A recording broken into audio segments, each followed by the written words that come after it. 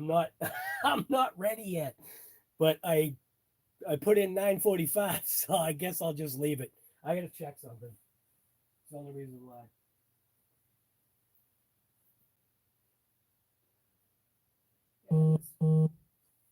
I didn't realize it, but we actually have. What the heck is that? Stay comfortable. We actually have uranium glass in the house, and I didn't even know. So this stuff is pretty cool. When you put it under a black light, it activates or enlightens the uranium. And we actually have this stuff in our house. I think it's a riot, dude. I didn't even. She had this on a candle. I guess this is worth a couple bucks or something. So, but that was wild.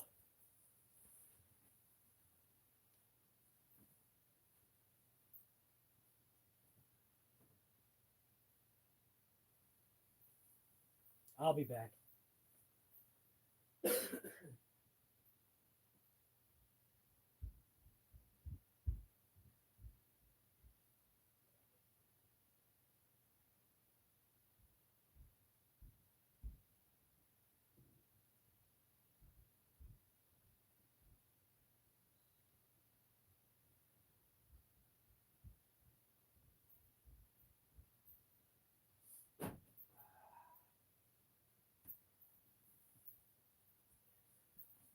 All right, I'm back.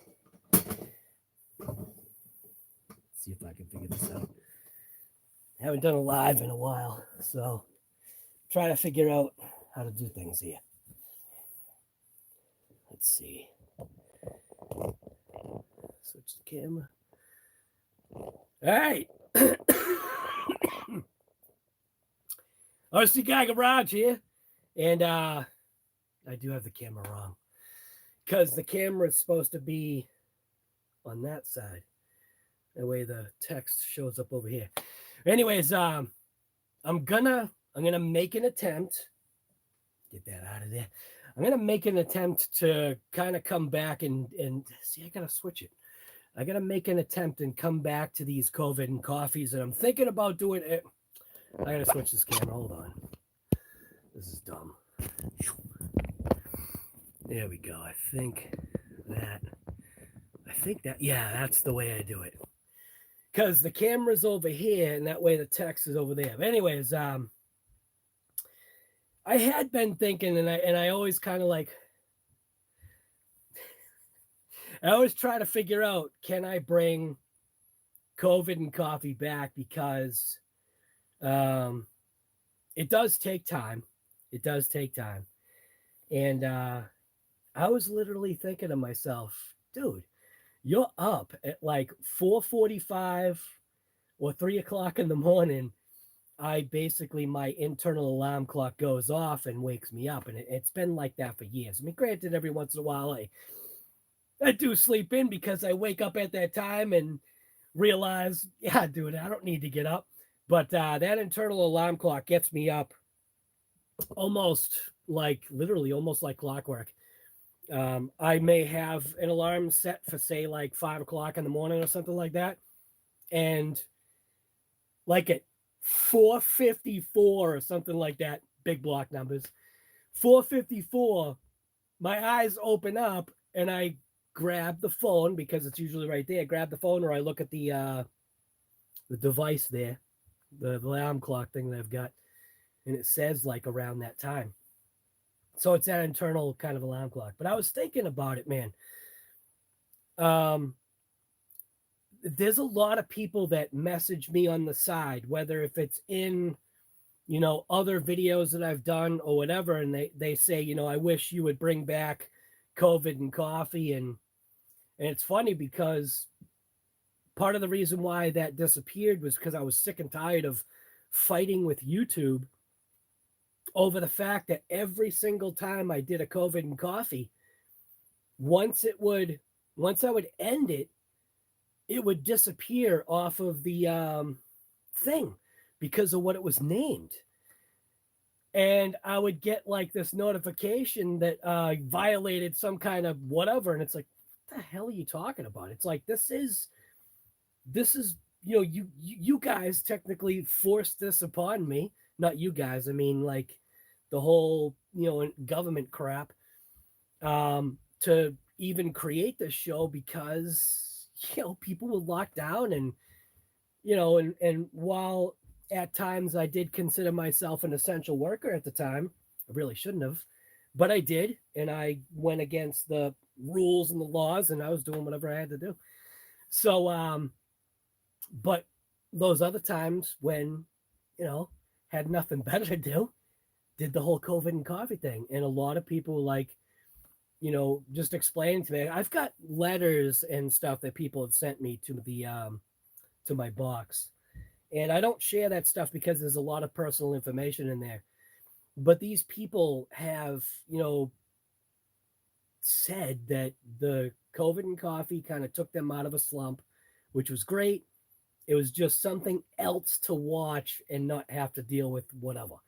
But anyways, we're not here to travel down that road. I am working on the Big Rock. I've kind of been, I just, I'll come down here and I just do stuff by myself and whatever. My wife will go and watch a show that she wants to watch. And I love spending time with her, but there are some shows that she likes to watch. She watches sometimes these baking shows and this is not my deal.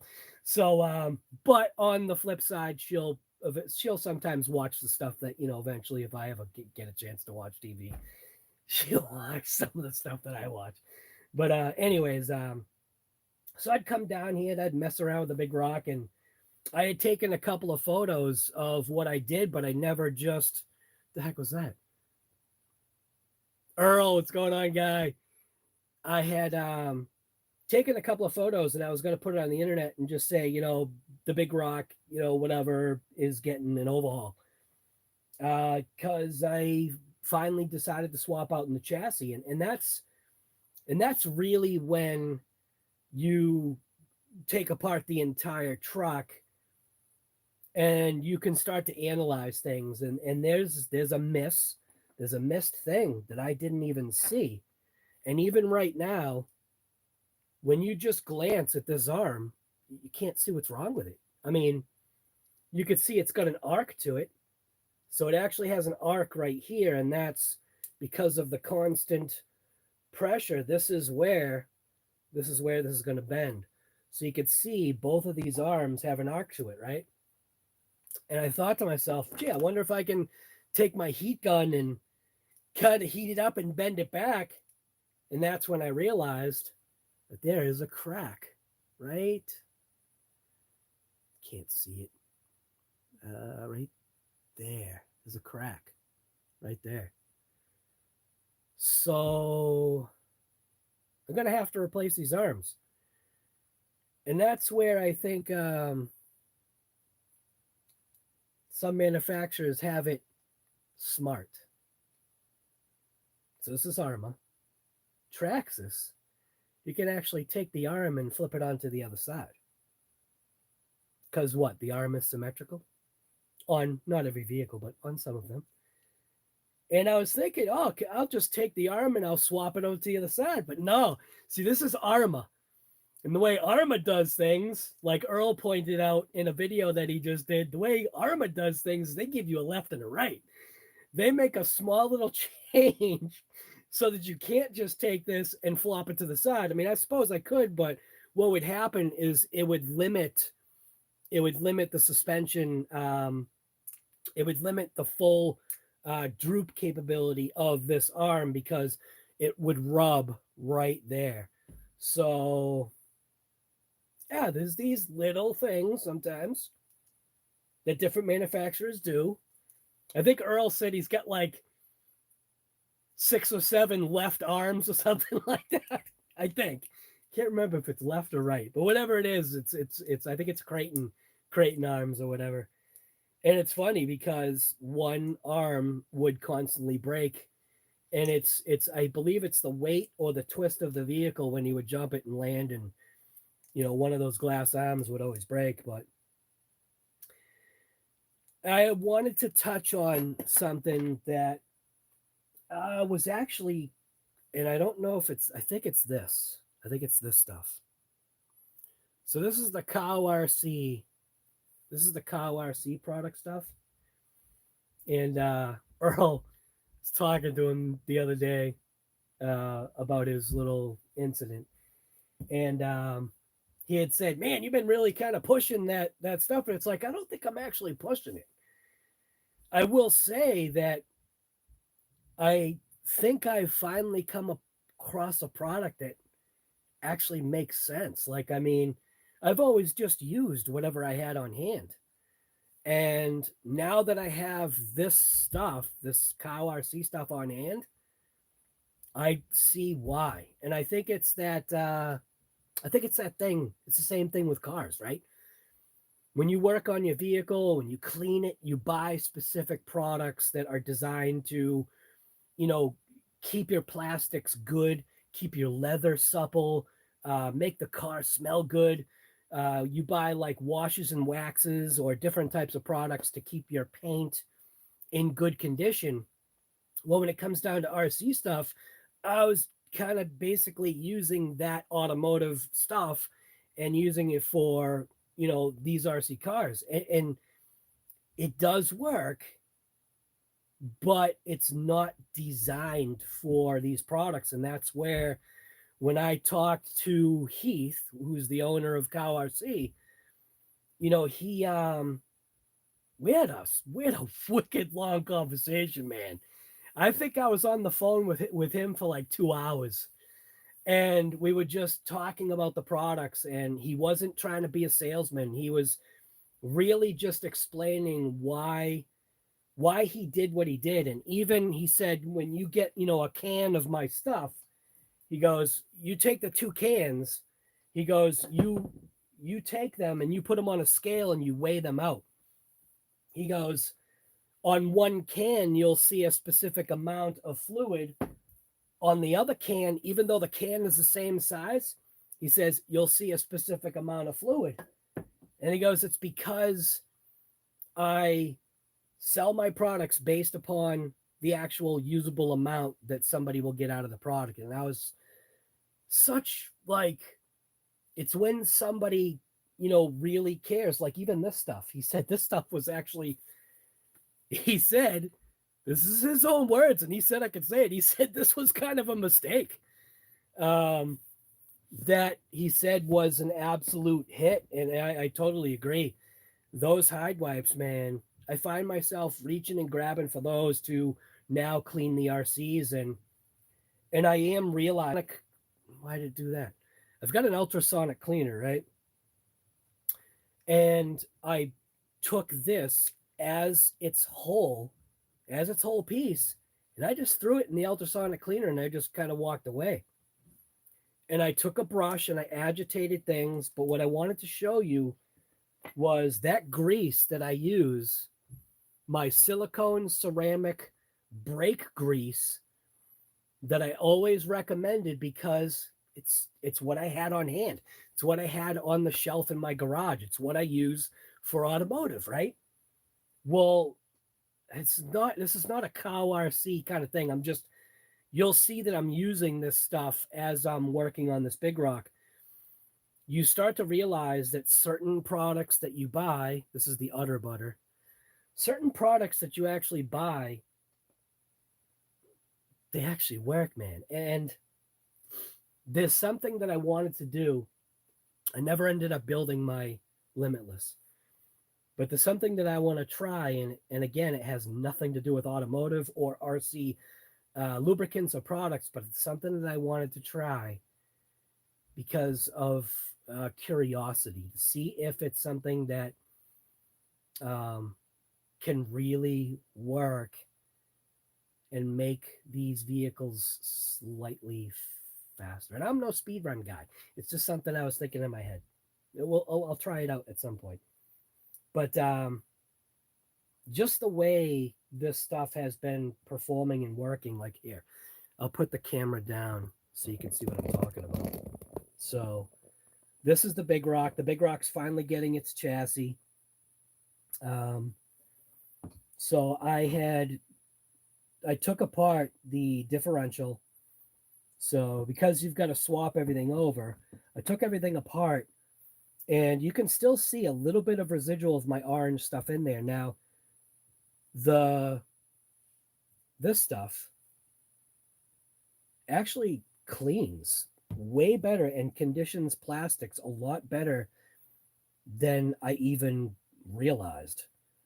Just what it did in cleaning these parts. I mean, I did use a toothbrush, but if you look at, I'm going to grab the little thing here. I want to show you something. Most products don't do this to that grease. So this is my little ultrasonic. See the grease? Most products don't do this to the grease that I use. So, but this is what I'm doing. I did take apart and clean, or I opened up the rear diff in this, and everything was absolutely mint inside. So this is the way I'm going to run this truck. But I did kind of clean out as much as I could because I wanted to start fresh. So I'm going to go ahead and keep that, on there nice and clean. I do have a big rock that's in a box that's never been opened. And what I am going to do is I'm going to clean and condition those plastics. I'm going to use this spray it down, and I want to see what happens. This big rock that I've got right here, this is an original big rock. This is the one that I've had this entire time. I think I replaced the diffs. I really can't remember. It's been too long. So I can't remember if I replaced those differentials or not. I feel like I did, but I don't. Dude, it's been way too long.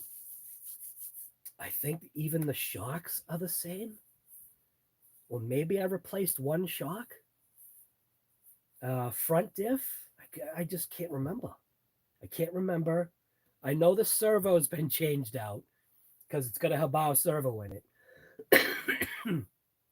It still has the same BLX 100 system in it. It does have the same 3200 SPEKTRUM motor, which out of the box, these things are a piece of garbage. You got to replace that front bearing. So the pinion side bearing is what blows out.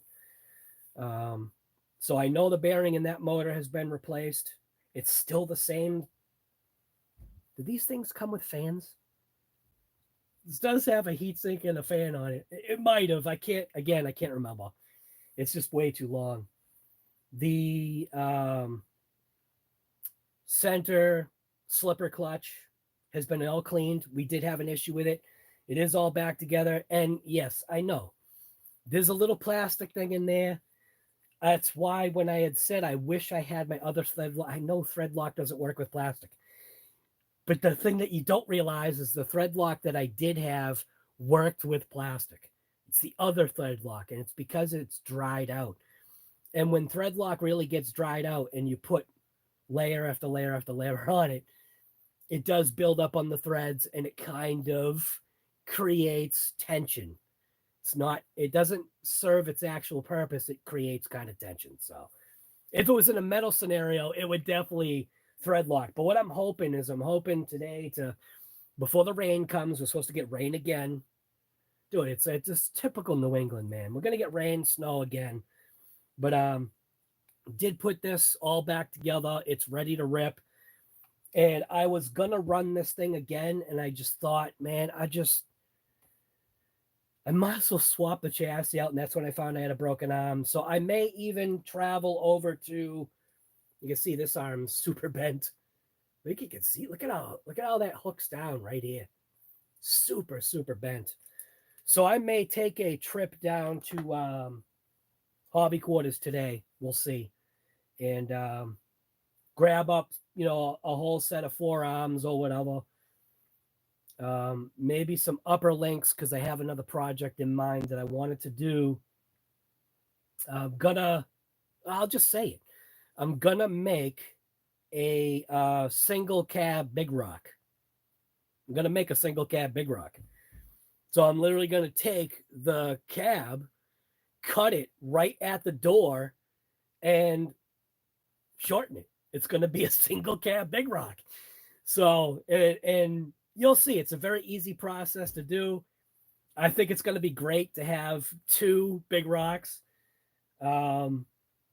This truck really does bring a smile to my face because, you know, this truly is, along with the 4S line, these vehicles definitely are what I consider grab and go, just because of the strength, the resilience that they have.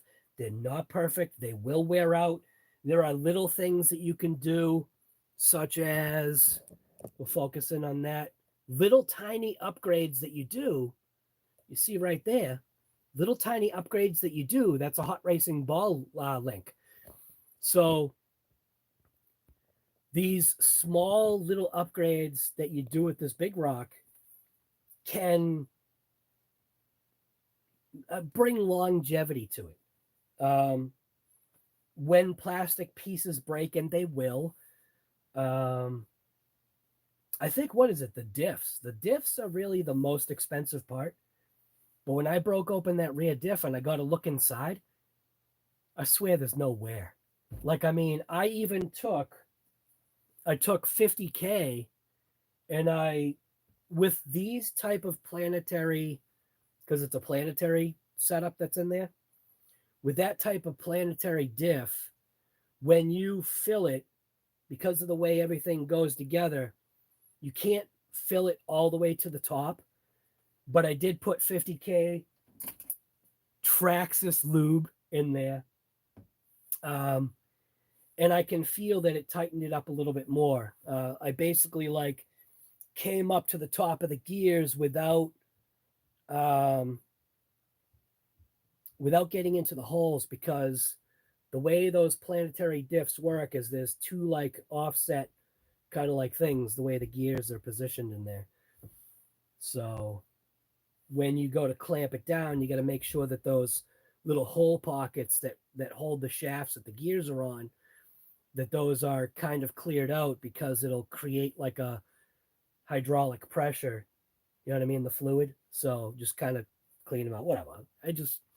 Like I said, I was just working on the big rock, and I figured I'd do a COVID and coffee, because a couple of people have been asking for it. And yes, I actually do have coffee. So I'm trying to put it on the big screen, but I can't figure out how to do that. But I just wanted to jump into chat real quick just to see who's here, because I don't even know who's here.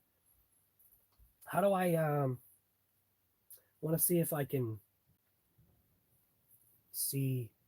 find my own thing here. Let's see, library. Is that what I'm looking for? Library. I don't even know how to find my own. Oh, there we go. Live. Does my live even show up on a live? Upcoming live streams? I don't even know, dude. I can't even find my own thing here. If I go to home, I go to search myself. Dude, I don't even know how to. Things change, man, overnight. So even the app that I use, RC,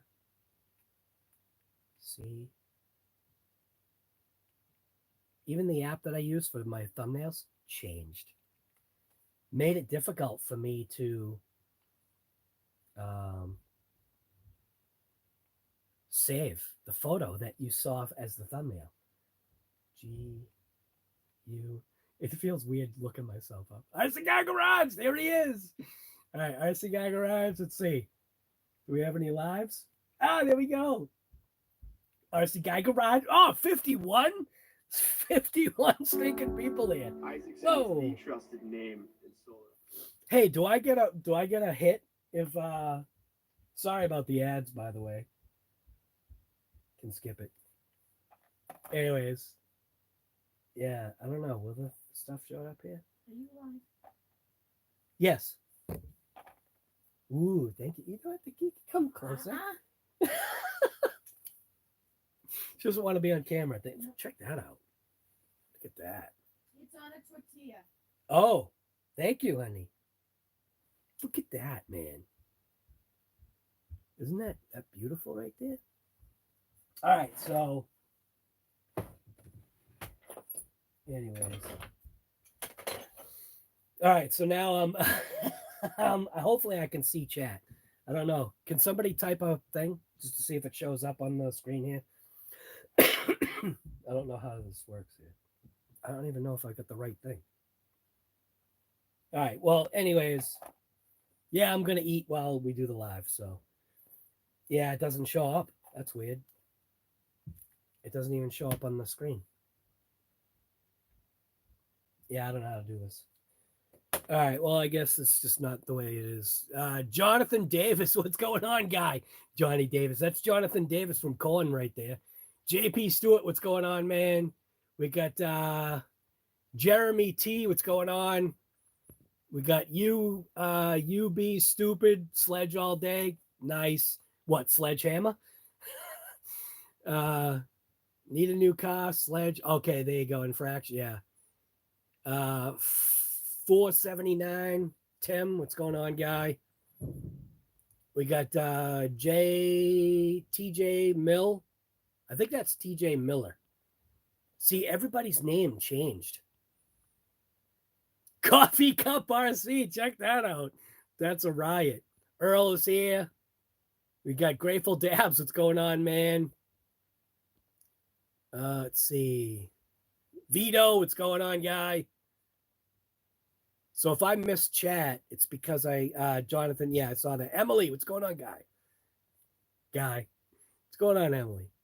Thompson RC is here. Let's see. I think that's it. Chainsaw, what's going on, man? Chris Watton. 3SBRC, what's going on? Nova Scotia.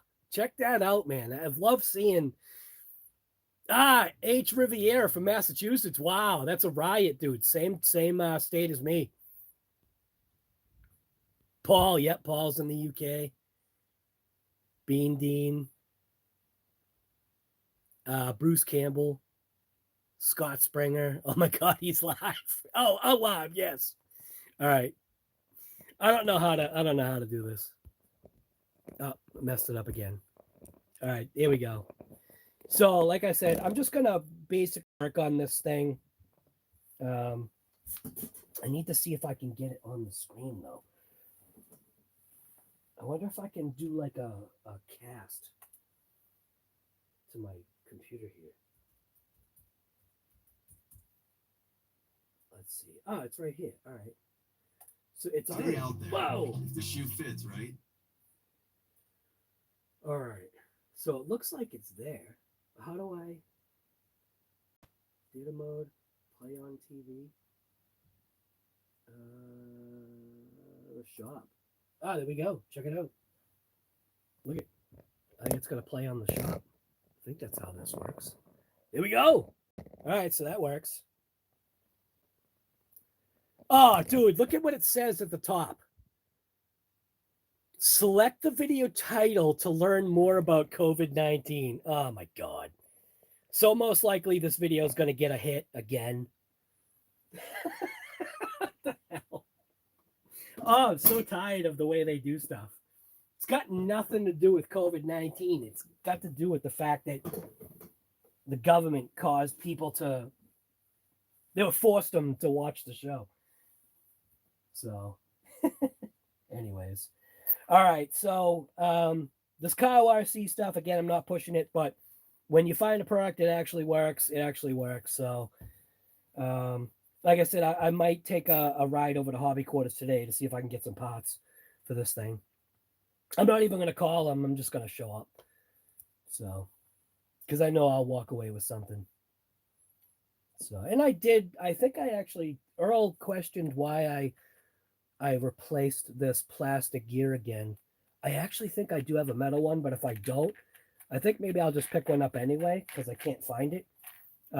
Eventually what happens is, this cheap plastic, just piece of rock will get in there and it'll shred up the gear, and it just happens. But these plastic gears are fine. What are they, like $4 or something like that? So it's not that bad.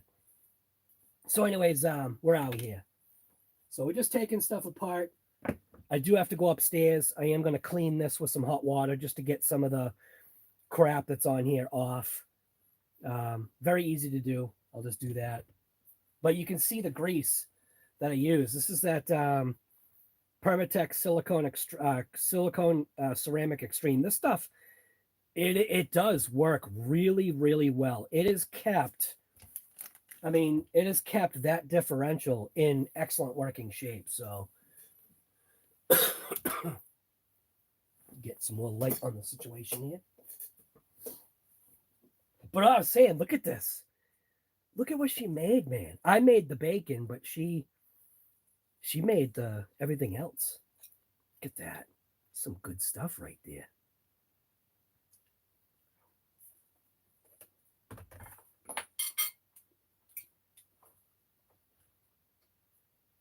All right.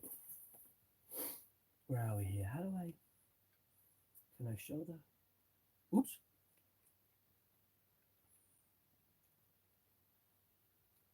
Live chat.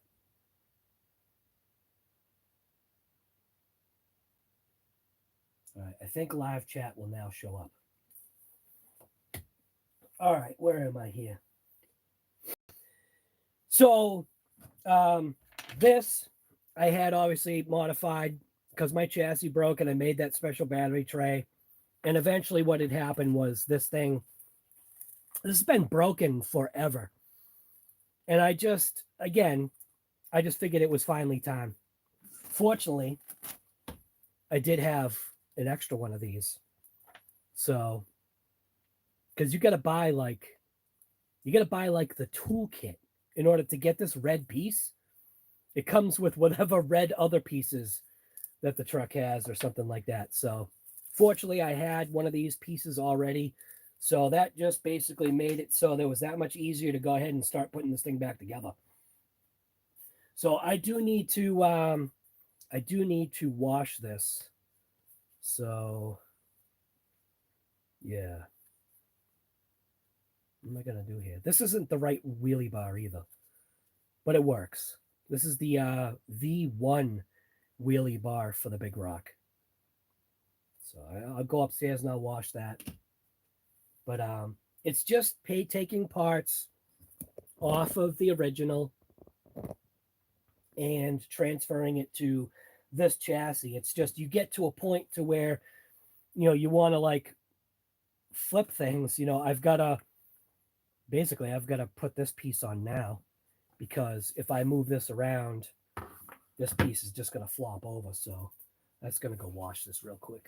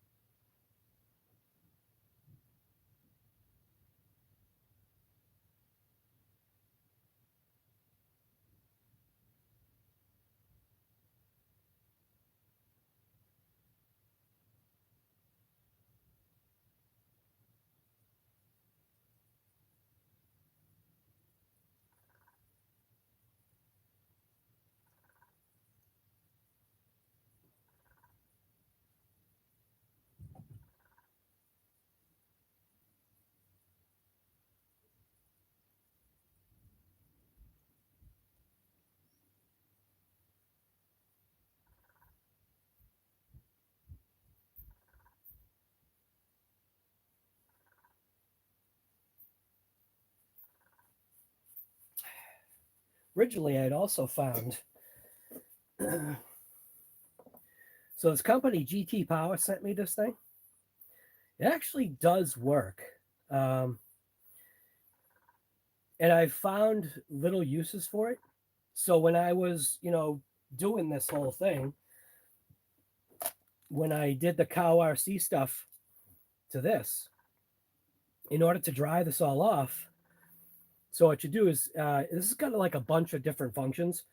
So you turn it on, right? There's a button on the bottom.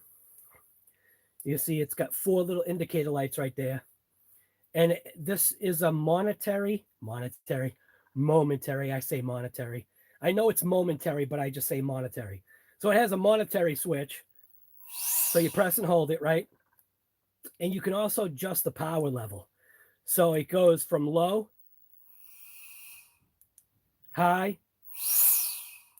like medium high, medium, low, something like that, right? Then I discovered by accident, right? If you shut this off, okay, press and hold this button. Press and hold it while you're turning it on. Okay. Wait a minute. Press this button, press and hold it on. Okay, see how it's all the 4 lights? Watch. And another thing that this thing does is if you press and hold this bottom, look, it actually has a stinking light on it, dude. I just some kind of cool things about this thing. So press and hold it, press and hold that. But I had taken this, and once I had cleaned all the stuff off, I realized that this thing does work for doing stuff like that. So it has usage, but it's kind of semi-limited. It's not ultra powerful, but it is pretty strong for its size. I'm not sure if you can use this as a battery bank, like if it's reversible. That's something that I'm not positive on.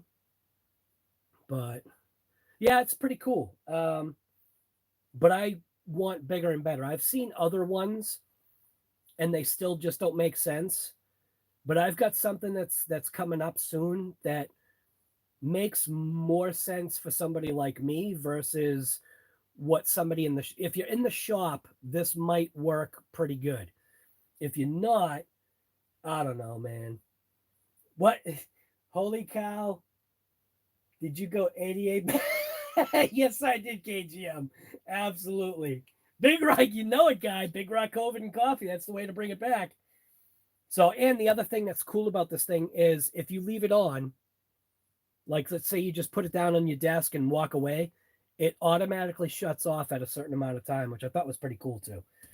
But anyways, so in order to put everything back together, so this is all clean now. There's sometimes you gotta do the shh thing. Sometimes you gotta go shh, because if you have a significant other like I do, there's things that you do that don't really coincide with how things should be done in the home. Like the time that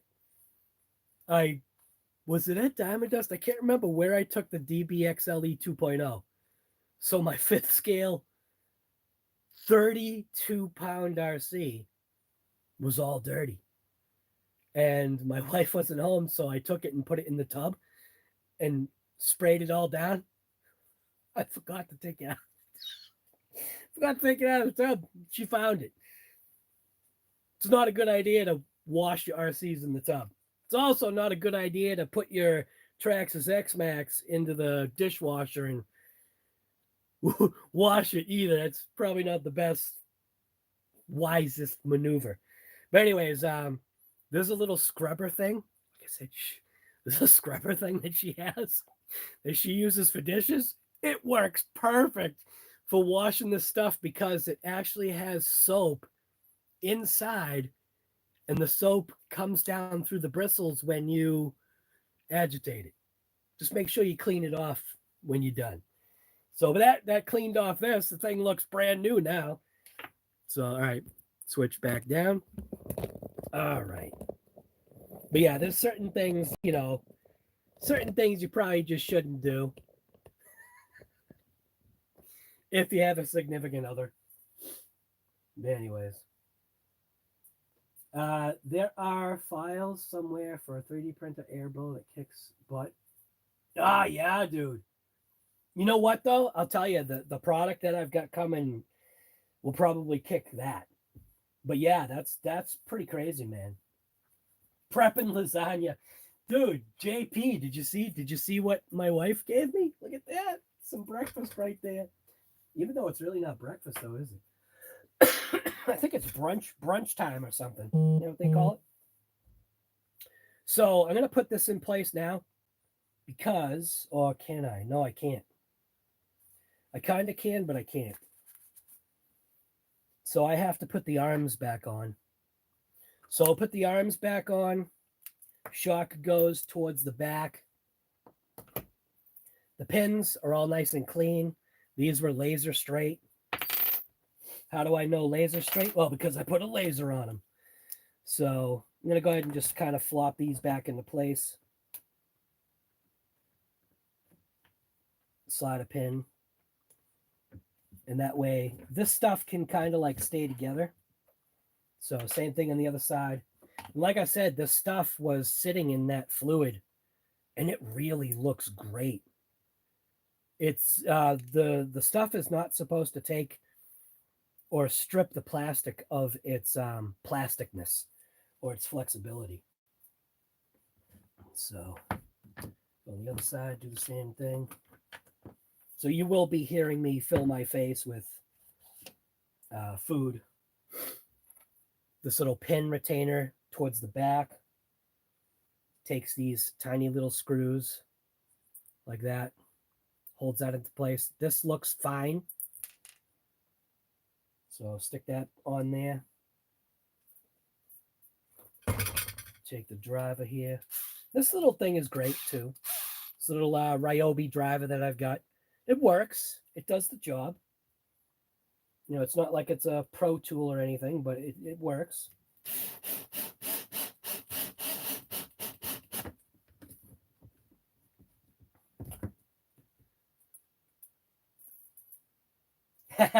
Slick trick, guy.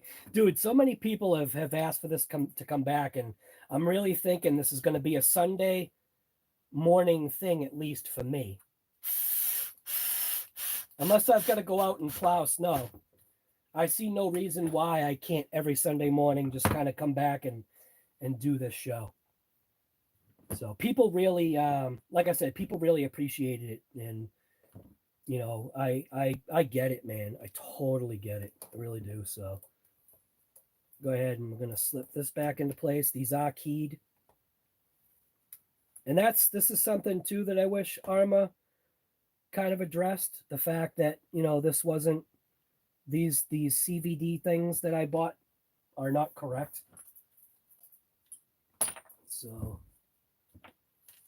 I gotta find my screws that are now missing. All right, 1, 2, 3, 4. These are all equal length screws. Go ahead and shove this. Bash your bodies. What's going on, guy? Shove this in there.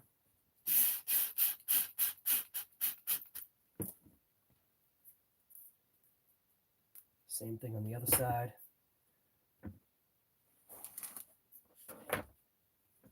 Key it in. Get that up. So key this in. Riff Raff, what's going on, man? Oh, please, no. Oh, no more snow? Yeah, dude. You know what? We haven't really had anything over here, but I don't want it either. I'm kind of done with that kind of weather.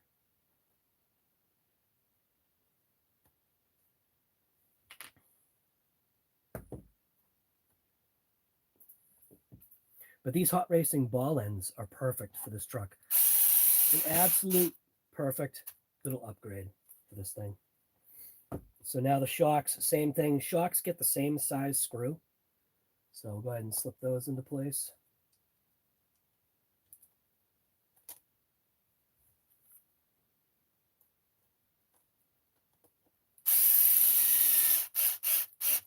And again, I'm kind of keeping this kind of together just because that bottom is going to want to separate. But at least now that we've got things together, it's not going to separate as easy. So what I should do is have this screw kind of ready here.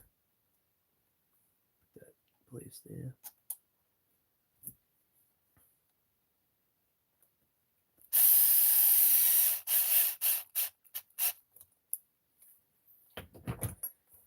I'll just go ahead and flip this over. Put this piece on. Kind of keys down into there. Like that. Flops down.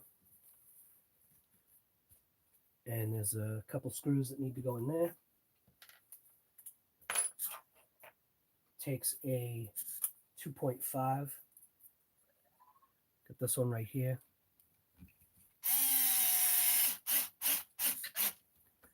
And then 3 of these, which for some reason I can only see 2 right now. There we go. So you've got 1 towards the back, 2 towards the front, and these go all the way into that upper diff case tower brace, shock brace thing.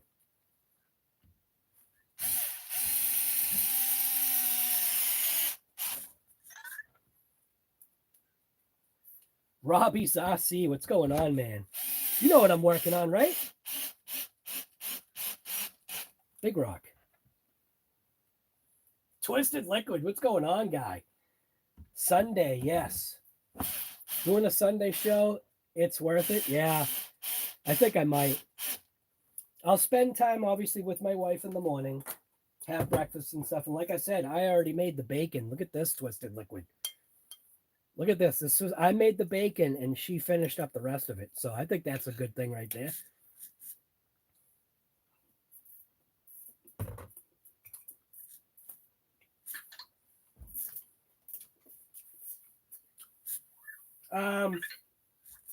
Vito.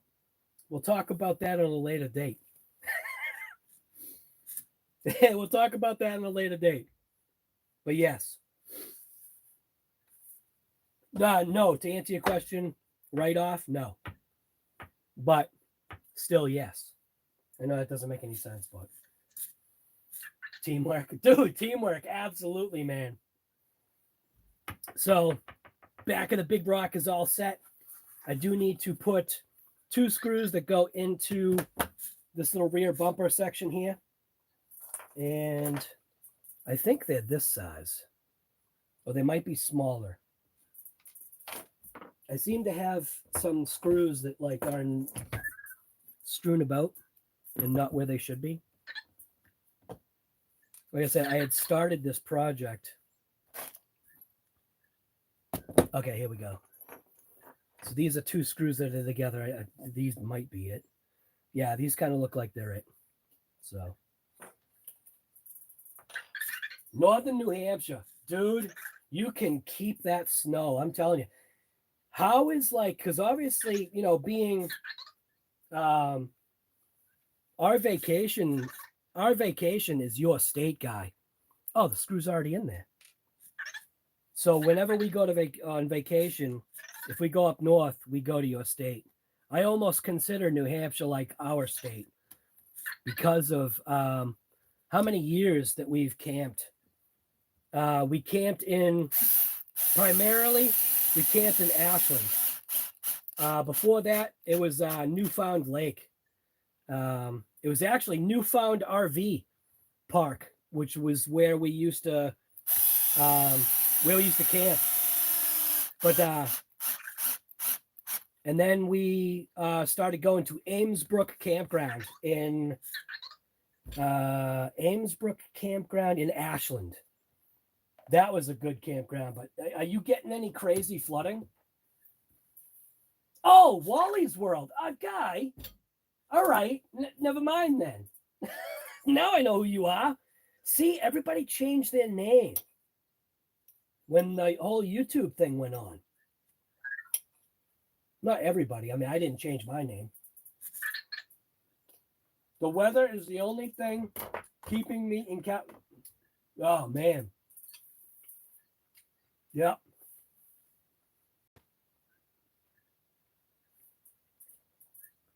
So rear end is all set now.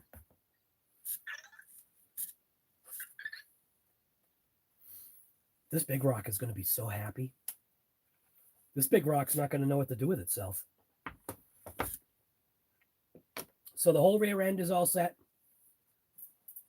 Now we're going to drag in the old big rock as we strip more parts off of it. So normally the ESC is mounted on the box. And why did I change it to this location? Because it was available. And I wanted a lower center of gravity, even though that really doesn't matter. But I felt what it did is it actually gave more rigidity to the chassis by mounting the ESC in this lower location, using the actual spot that they kind of almost intended for this ESC to be able to go in. My ESC plate that I made is ready to go. It's just, I just haven't put it on my shop. So we'll pull these straps out of here.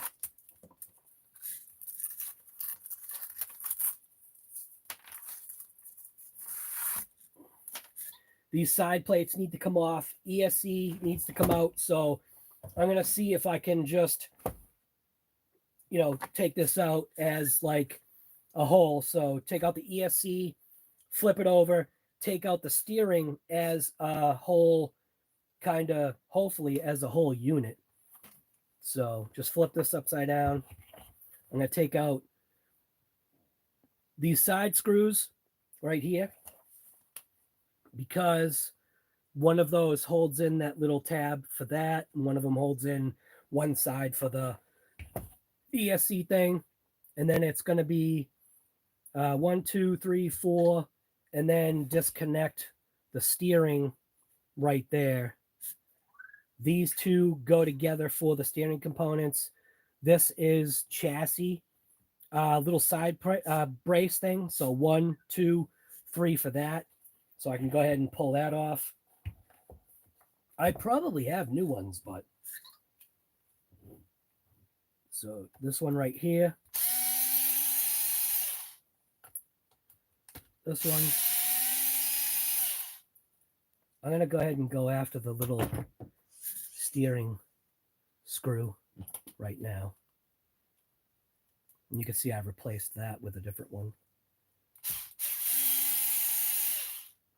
So that takes off that. Look at that. So that's one of those little ball ends. I wonder if the hot racing ball ends take care of that as well.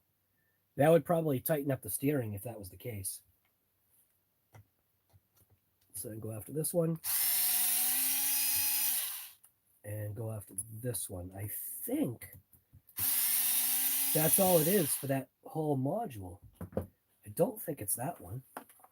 Or maybe it is. Yeah, actually it is. Yep, just felt it get loose. All right, put all those together. I might as well go after this whole side plate too. So a little side plate piece.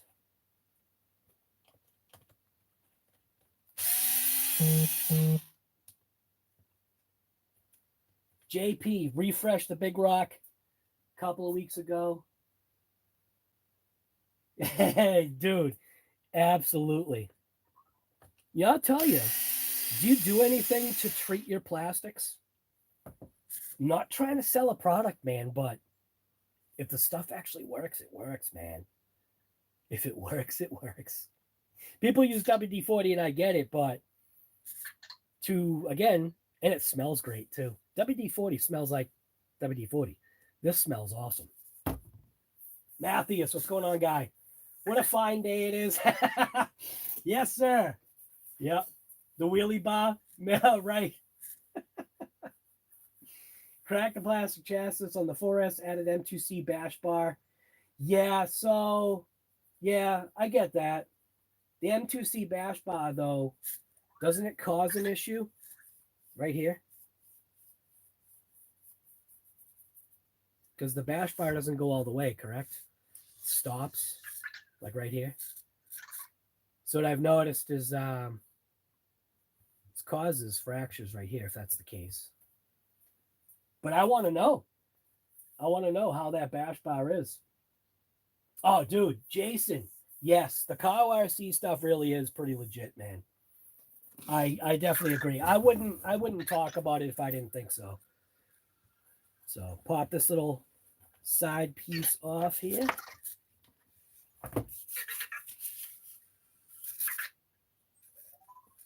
Look at all the junk coming out of there. So, and I think this whole module will now come out. Yeah, so the module is all ready to come out. I just got to go ahead and take out the ESC.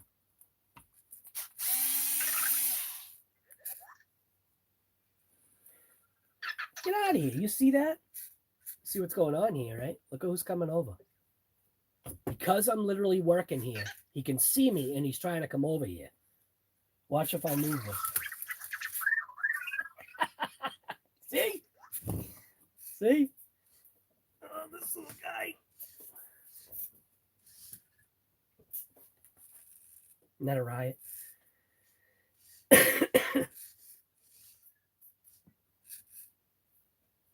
See, look at him.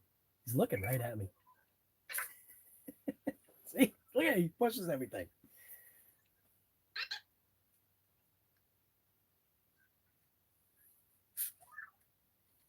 Anyways. Got to keep that there. Otherwise, he'll start pushing all the screws all over the ground.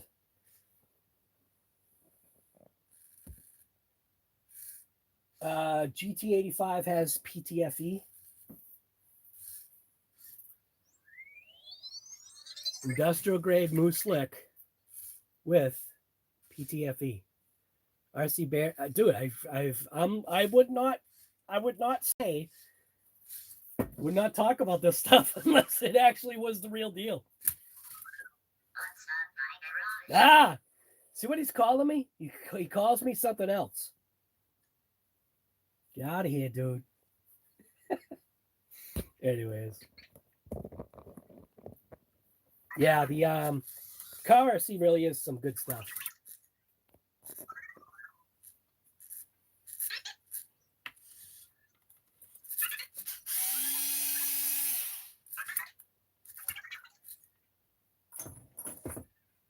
So now this stuff should all come out. Look at that, huh? Nice.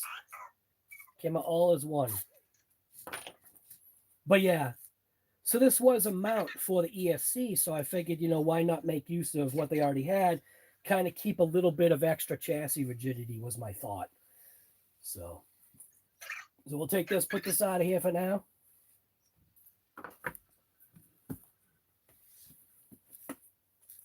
Yeah, stuff is going to be scattered on the floor, you know it.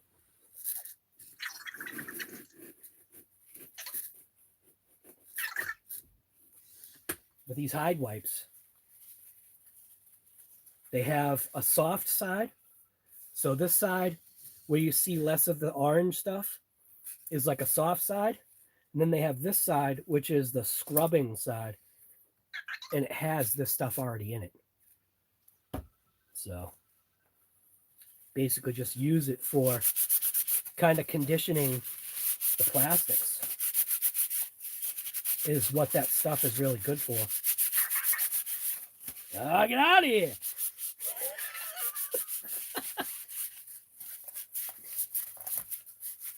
There it goes. He's pushing stuff on the floor already. Doesn't take long.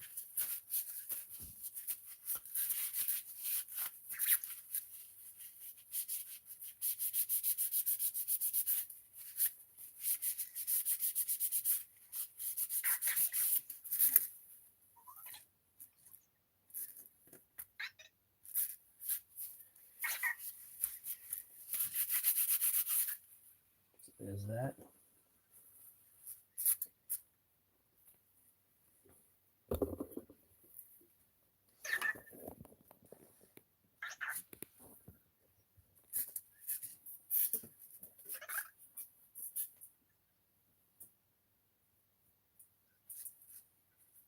RC propaganda. What was that?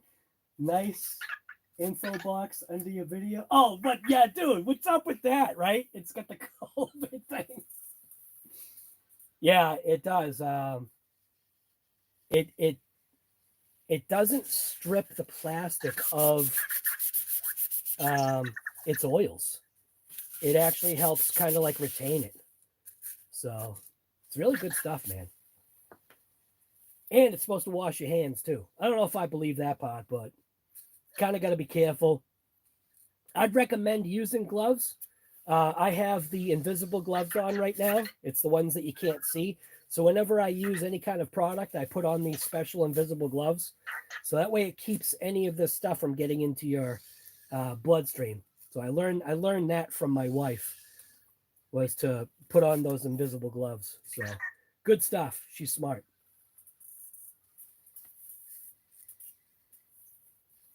Dude, I don't know. I tell you, it's funny, but you can see the other Vector over there. He's just waiting. But this is the original Vector. So this is Vector original.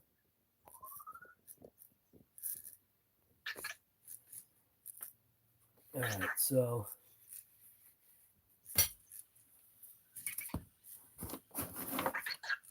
drag the chassis into place here.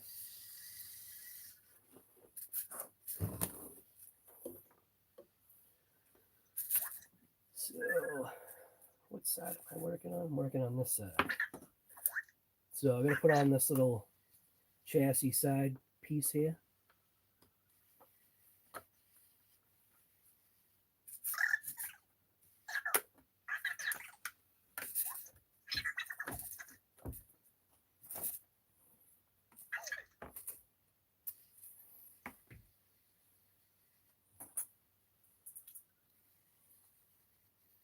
There's no cracks in the bulkhead, so don't know.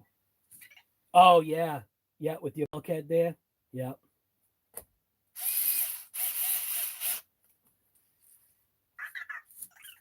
Might not be a crack that you can see.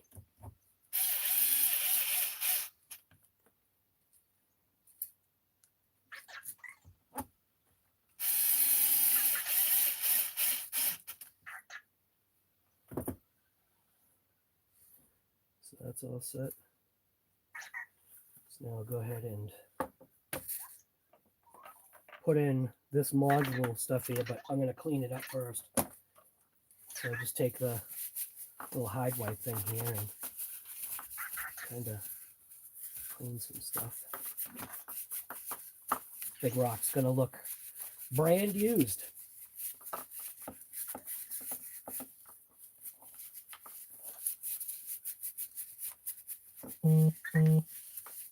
It might be a hammer if it keeps on. All right, Guy, just send the damn thing to me and I'll fix it. If you can't fix it, just send it to me. I'll fix it.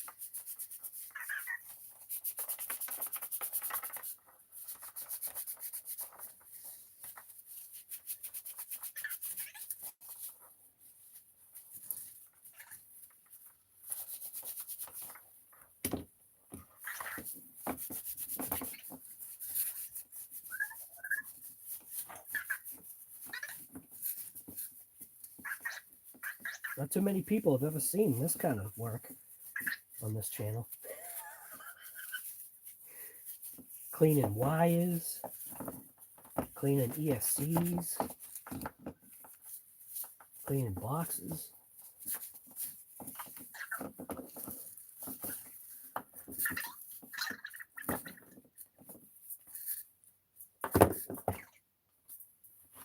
Get the dirt off of here, dirt and rocks.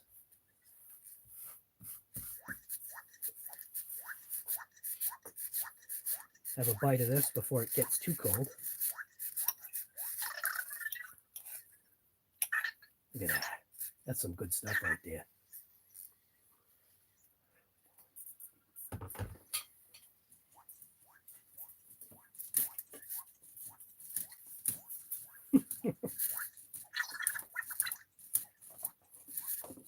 So I'm actually going to take this. I am going to spray this mist of this chassis a little bit. And just give it a wipe down before I put anything in it, because like I said, this stuff conditions the plastic, so we'll see what this stuff actually does in reality. Keep the... This chassis is new, but it's old. It's a brand new chassis, but it's still new but old.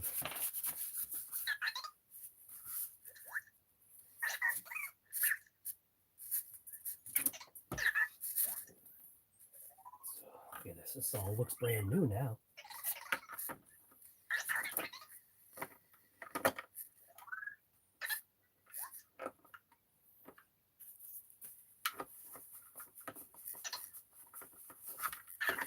Yes, dirt is definitely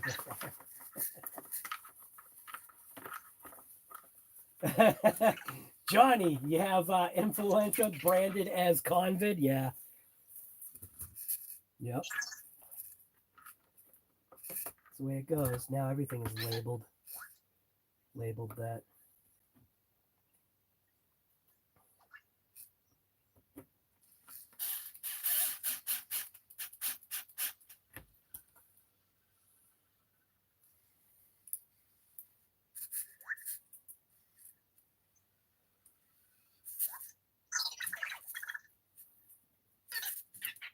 Found a sick park in Plymouth.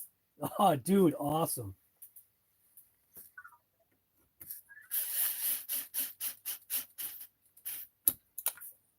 Yeah, it's always good when you can find a nice place to go. The place that I go to is in Sandwich. Sandwich, or is it Mashpee? I think it's labeled Sandwich. It's a great place. That skate park.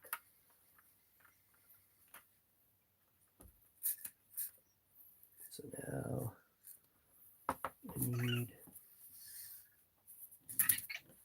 to bolt up. So get out of here. See what's happening? So I need to bolt up. What was it? Slide this module into place.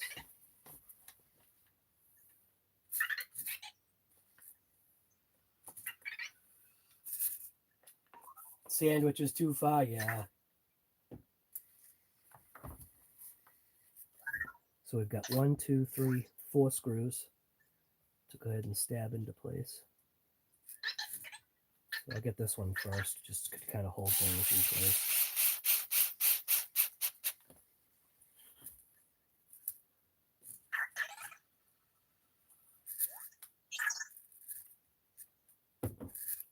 Wish there was a way to zoom out.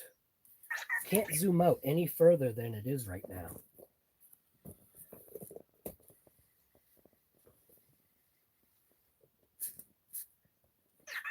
think that's about as far as I can go.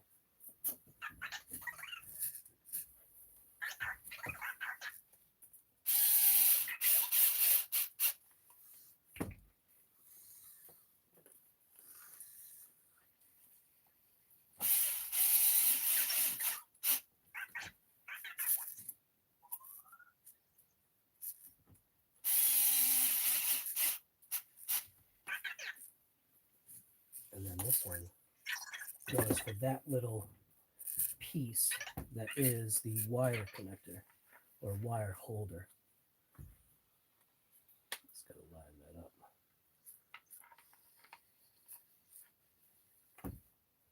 I'll put the screw in and then line it up.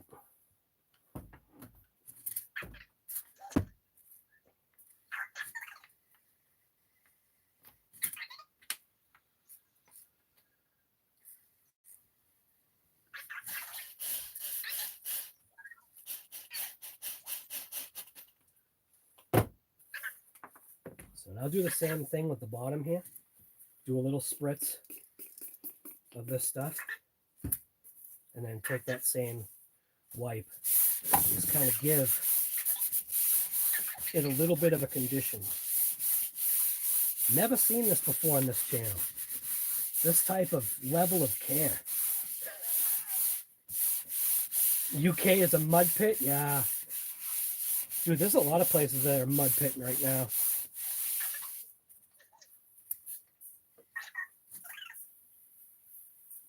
Better, you know what? I agree with you, except for that stupid servo saver spring. If we're talking about the same RC, servo saver spring is a weak point. What am I doing?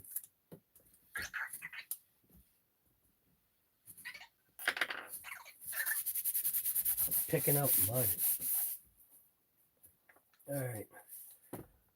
Electronics are all set.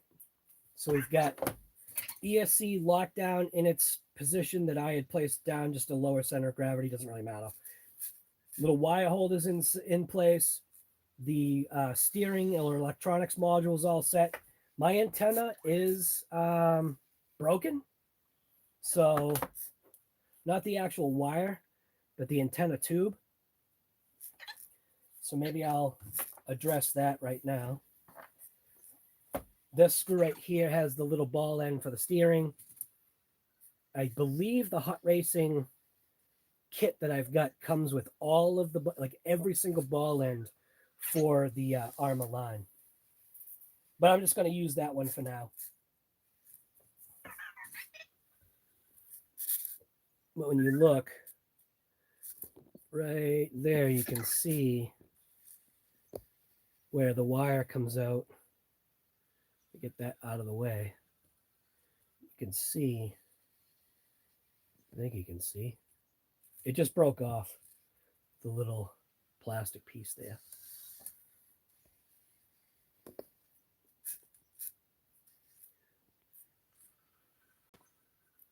Why does it? There we go. Kept on. That's a little 1.5.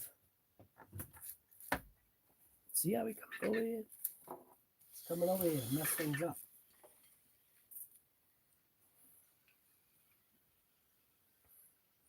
So 1.5 to pull that piece out.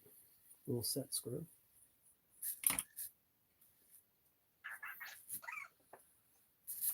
And then to pick that out, I'm going to need to use a needle nose or something.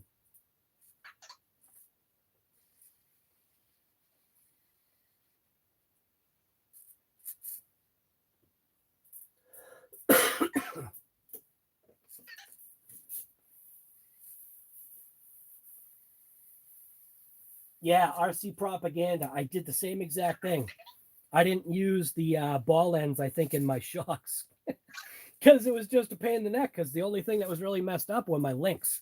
My links were really the only thing that was kind of messed up. So that is going to go there. Again, don't want this to get too cold. It already is cold.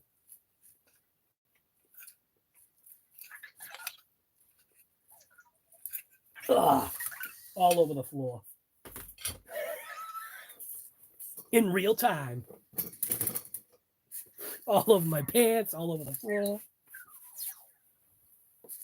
I'm not shy, I always off my floor.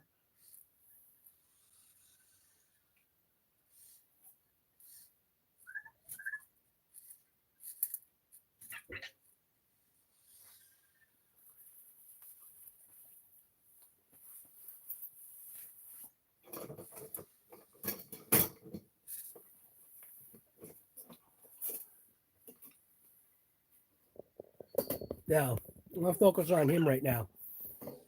See if he's got the ability to still get on his charger. Where is he?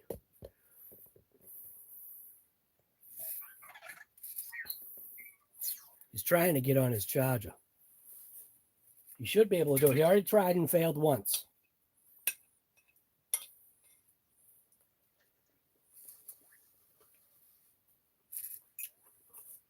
He's going to fail again.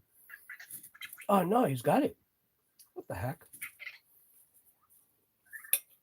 I thought that was going to be a fail.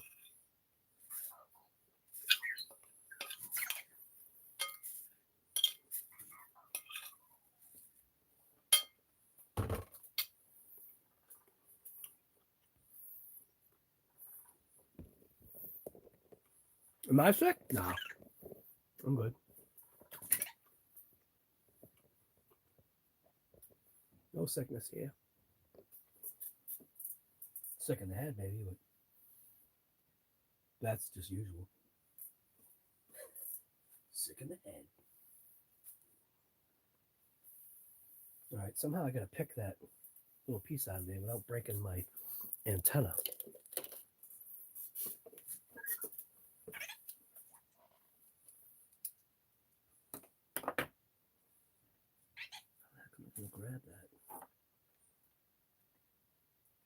just like that. I think I got it. Look at that. Nice.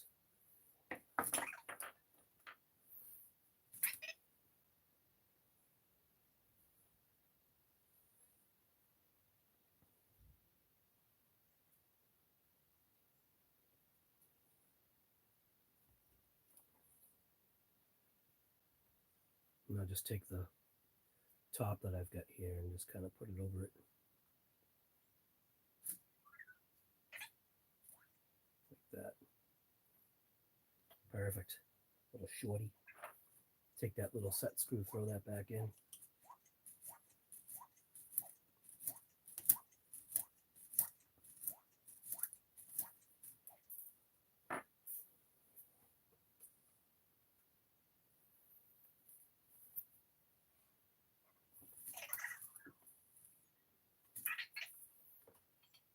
Chili's doesn't sell chili.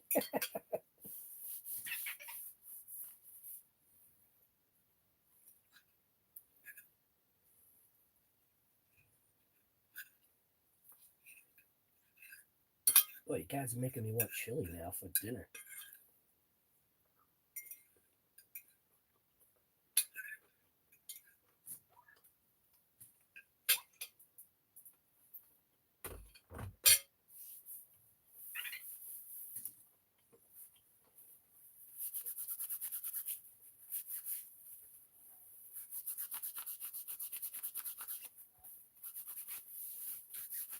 Used to clean my pants.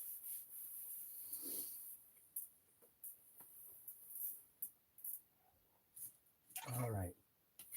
So that's all set. Now, got that little center bearing thing to go ahead and pull out.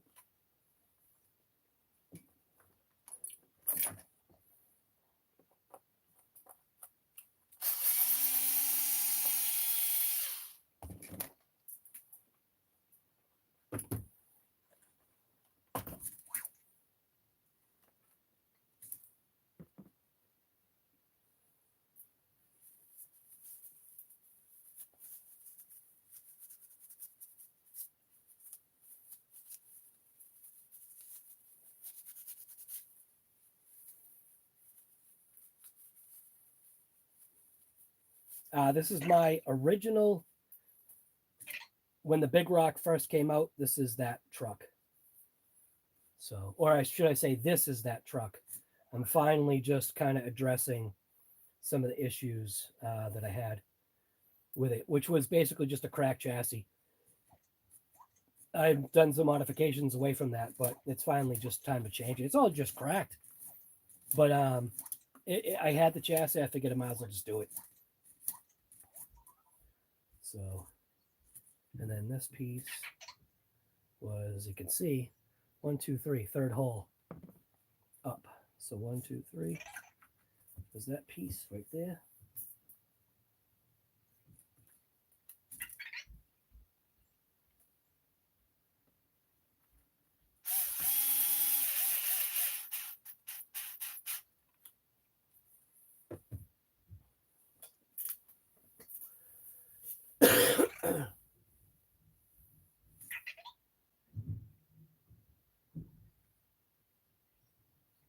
I'll tell you right now. So I used to use this stuff right here, and I'll probably still use it. It's the Permatex silicone extreme grease. But then SKYRC RC sent me this stuff, and this stuff is actually awesome. So kind of just been using this in everything now that I take apart in service. Just been using this. So, and I know I'm going to need more at some point soon. Good stuff. And the stuff in full mix or full strength mix can clean off that grease, the silicone extreme ceramic grease that I got.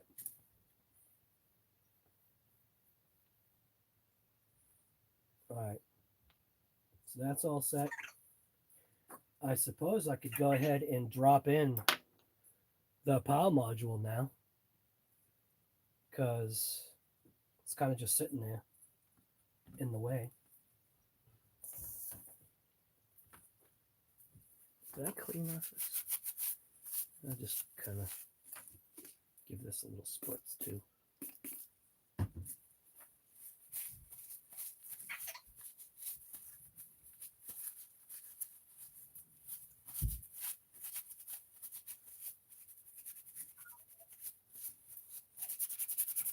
Oh wait, it's whole thing is just clean. Might as well.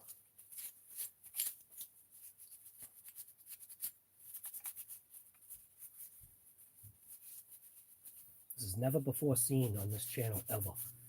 This type of detail cleaning. You want to see this kind of cleaning, go to Earl's channel. He'll show you how to properly clean an RC. This is just because. Alright, so we go this way.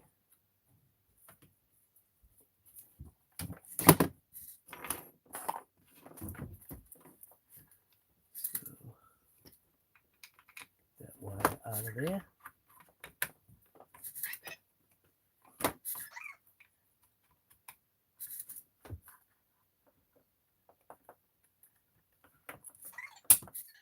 Look at that. Wow. Hook up the wires while I'm right here. Got my orange one down on the bottom. So hook up orange, yellow,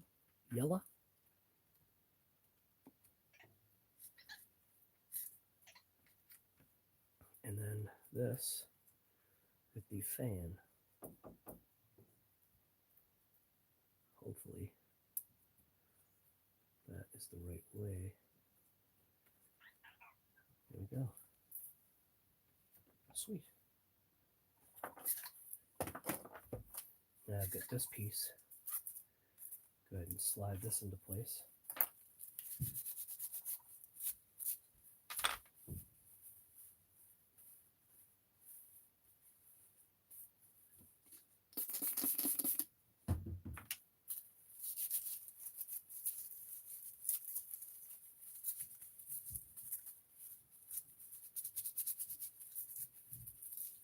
The little blower vac cleans up what nice?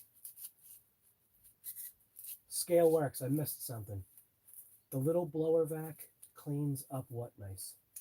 The comments go by way too fast.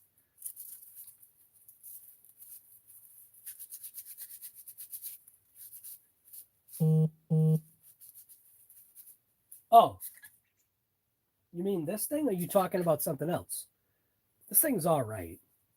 I got something else in mind coming shortly. I think if that's, I'm not sure if that's what you're talking about. I might have missed something.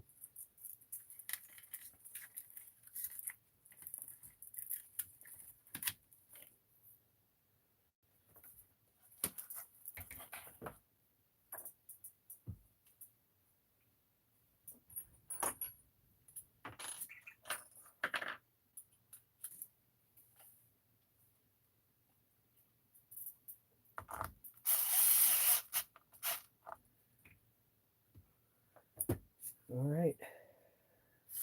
Look at that, huh? Big Rock is going to be almost brand new. How's my battery looking on the phone? Oh, my battery's 9%. I got to hook up a battery charger here. I'll be right back. I got to grab a battery charger or the stream is going to end.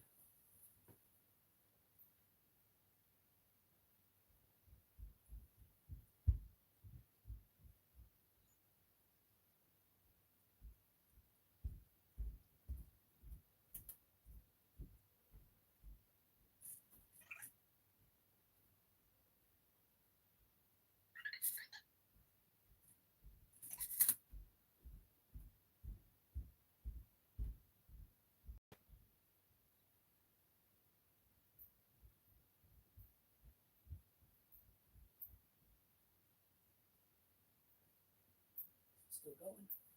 Hey, look at that, still going. And plug that. Plug this in. And now we got power again. Yeah, it was down to 4%.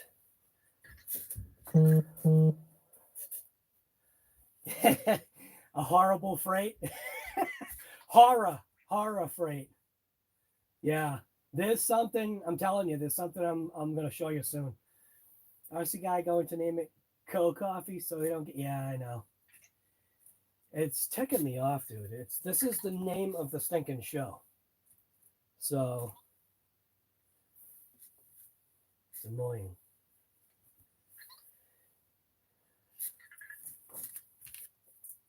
Does it already have a ban on it? I don't see how it shows up on my end. I think somebody said it's got a box. Oh, it does. It's got a box on it. Get the latest information from the CDC. Oh, it's so annoying, dude.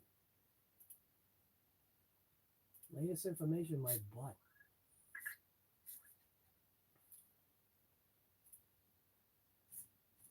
Studio. Dashboard. Content. Live. It doesn't have a ban on it yet, but I'm assuming it will. It just usually does. I wish they would just get off of it. It's not what this is about. So now this strap, I believe, goes here, like that. And then this one, same thing, goes down this way. And the way they did this is they got a slot in the chassis that it kind of goes down through, and then you can feed it back up and in, supposedly. And then it will slide into where it's supposed to go, right like that. And then this goes to there, and then it goes up like that. So, power module's in, that's in, that's in. We're looking really good so far. So I'll just kind of strap these over for now. So now I got to grab more parts off of that one. So now we're on to the last pieces here. So this is where it's going to get a little bit more involved. So we're going to take out 1, 2, 3, 4, 5, 6, 7 screws, I think, for this. But I do want to disconnect the shocks for now, flop those away, disconnect that, go after this front bumper.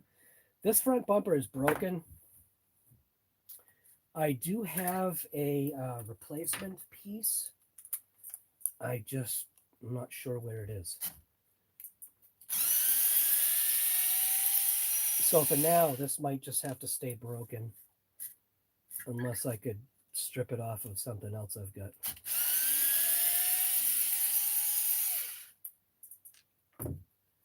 So that just pulls off that little piece. But then go ahead and go after the shocks. Well, that sounded stripped.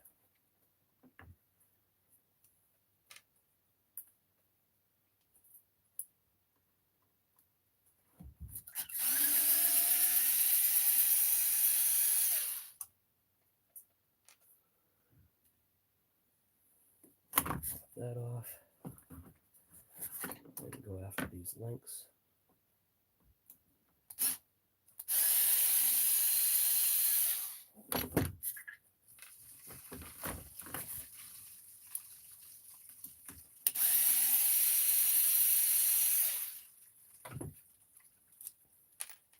Pop that. Pop this one out. And now, in order to, I think I want to disconnect the steering That way it just kind of comes off as a, because I do want to separate this, because if there's my grease is in this, I just want to make sure that all this stuff is separated. So go off to this side.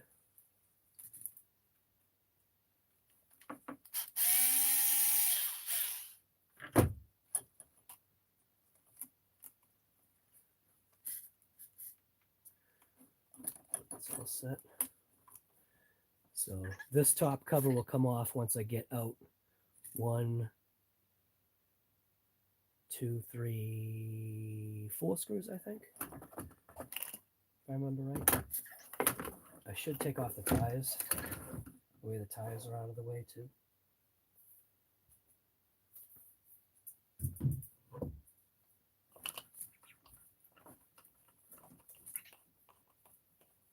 Pete, Happy New Year to you too, man. Thank you. Appreciate that.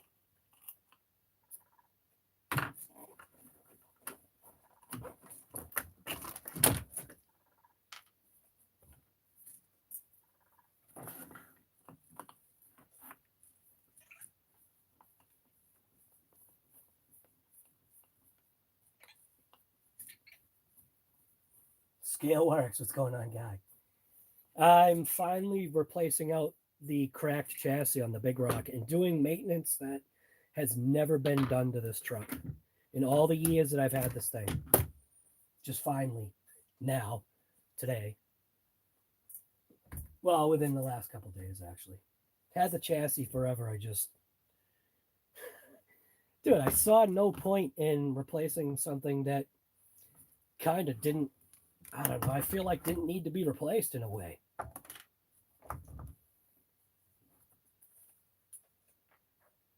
So while I've got this driver, I'm going to go ahead and pop out the screws for this last little side plate.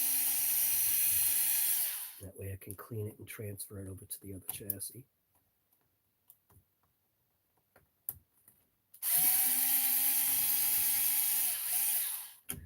The chassis never snapped in half, so it was like I kept on doing these little modifications, which it did a couple of things. So it forced me to do more on 3D modeling,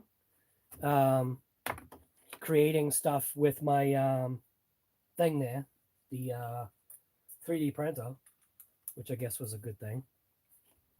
So we've got this screw. So we got 1, 2, 3, 4, 5 screws. These 1, 2, 3, 4, 5. I'm pretty sure these are what take off that tower that's got the integrated steering upper bracket. And that's what this screw is for. So this screw right here is part of that steering upper bracket. This screw just holds on. I don't know what this is for other than keeping this section of the skid plate locked down. I think I even have a new one of these.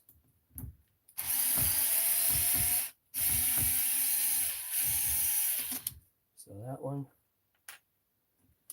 And go after.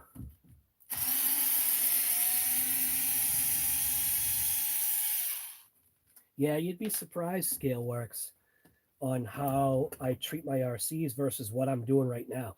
What I'm doing right now has never been done. Ever. I don't think. Not at this kind of level, not like breaking down something.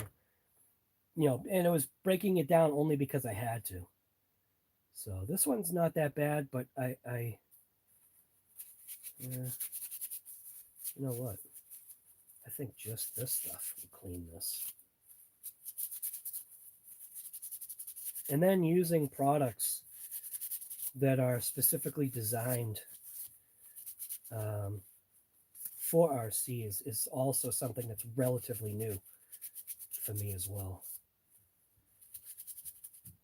Because there's always just grab the Arrma or grab the WD-40 or grab the PB Blaster or just, you know, just stuff that you have in the garage.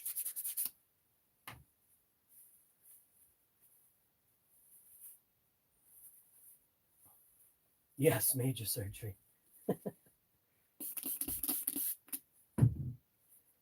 I definitely agree. But yeah, this is unprecedented what people are seeing right now. This never happens until now. All right, so that's all clean. And I don't really feel like looking for the other bumper. I just hope the other bumper piece. If not, I'll just grab another one. But that's broken. No big deal.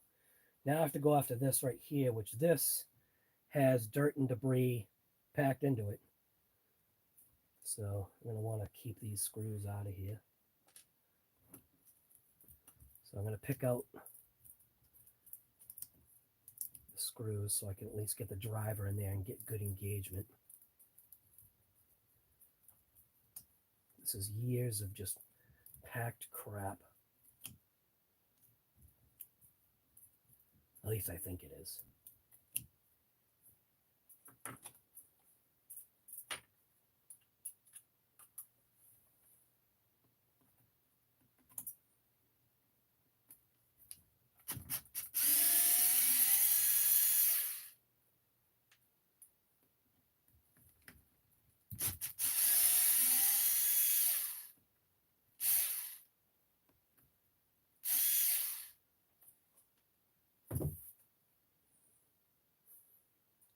So that's supposed to be a hole.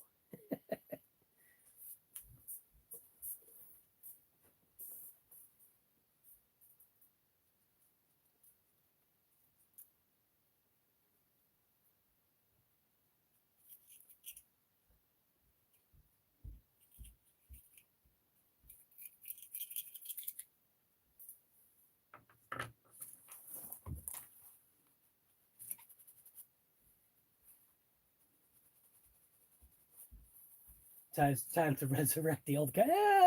You know what? You're right. And if I did that, I would have to resurrect it with replacement parts.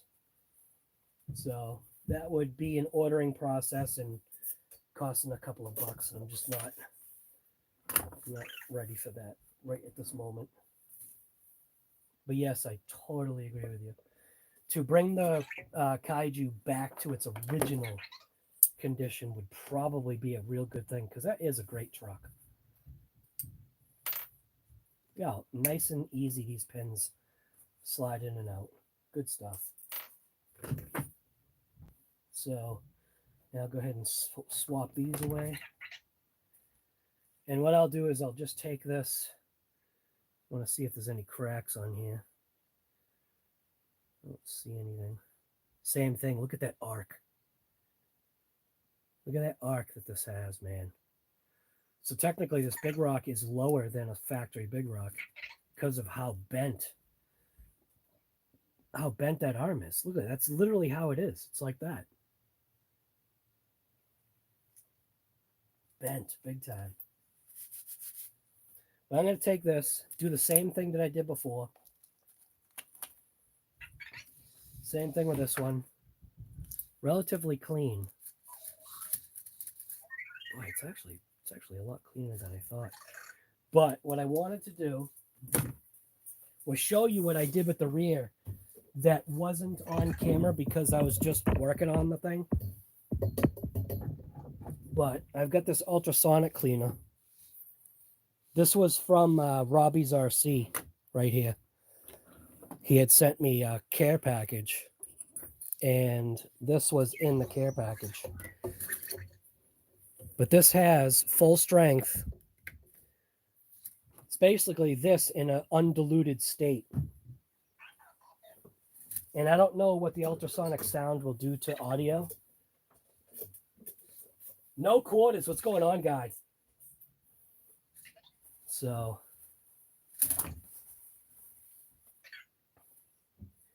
but all I did was take this entire unit and just put it inside.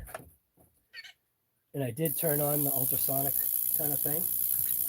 And this is a pre-mixed stuff.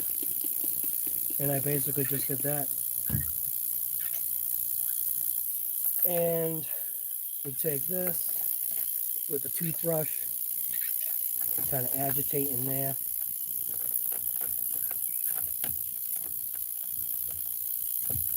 bearings and all.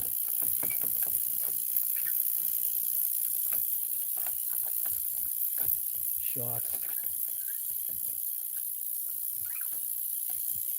This has never been seen before on this channel. Any kind of cleaning like this. And even this isn't super detailed.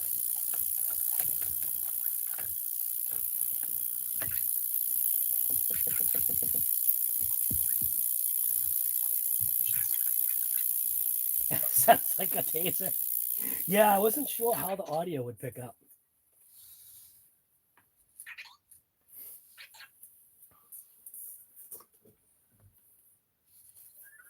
So then do yourself a favor and buy some stock in paper towels.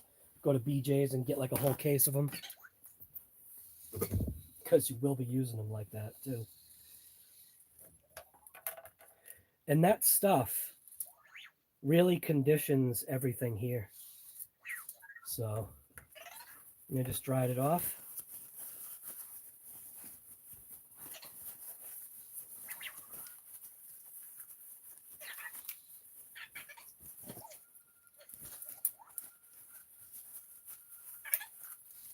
And then I took this blower thing that I've got.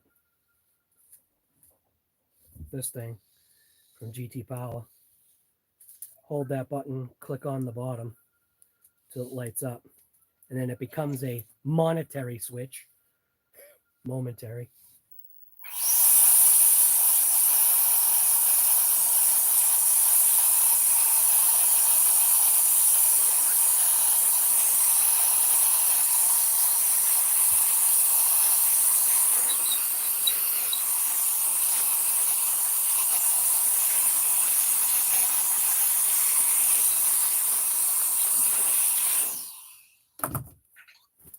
And basically that was it.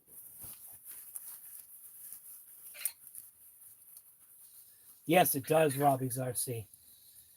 Absolutely.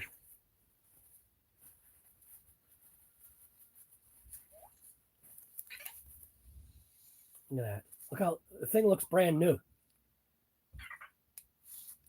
Dude, it had rust on it and everything. Look at it. It looks new. It oh, it's not even in the camera. Look, it looks new. It's like all reconditioned and everything. So, same thing with this one. Pop it in there.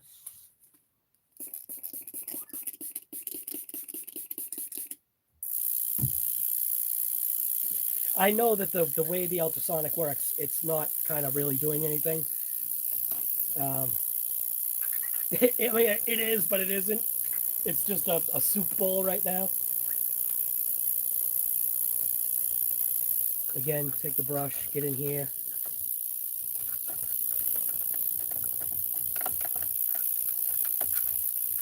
Cleaning just isn't my thing.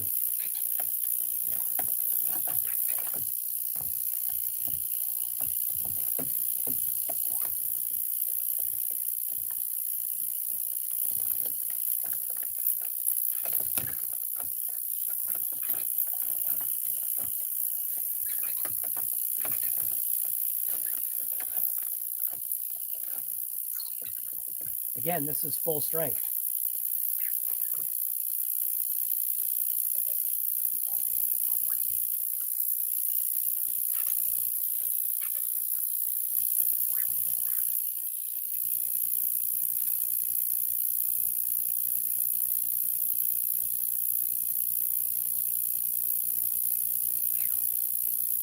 No, it's actually not. See, that's the problem. The way this stuff works, it doesn't work like how you think it does. I know you're saying intrusion into the bearings and all that stuff. This is just a cleaning process that I'm doing right now. What I do is I take a lubricant and then I lubricate the bearings after the fact. I'm not going nuts, you know, as far as, you know, that stuff concerns. But I get you what you're saying. Absolutely. Yep. And just kind of dry it off. Degrease and regrease, yes sir. Yeah, the whole point is basically just reconditioning all these like plastics and stuff And again, I'm not using the ultrasonic cleaner in the proper way, but it's proper enough for what I'm doing. It's not sitting in there long enough. It's not even doing a full cycle. So, but I mean, look at that. Look at how the difference of when it went in to when it comes out. So then I take the blower. I'll blow out that section right there.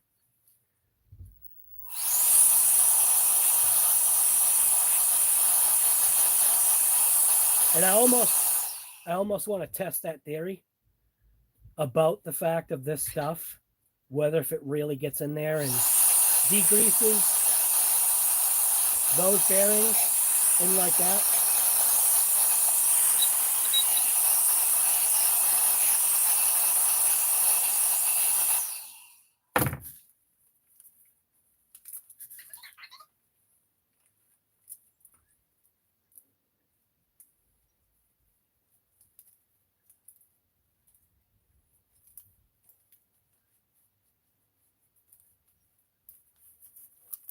But yeah, if anything, it has grease in it. So technically, aren't I injecting grease because this stuff has grease in it?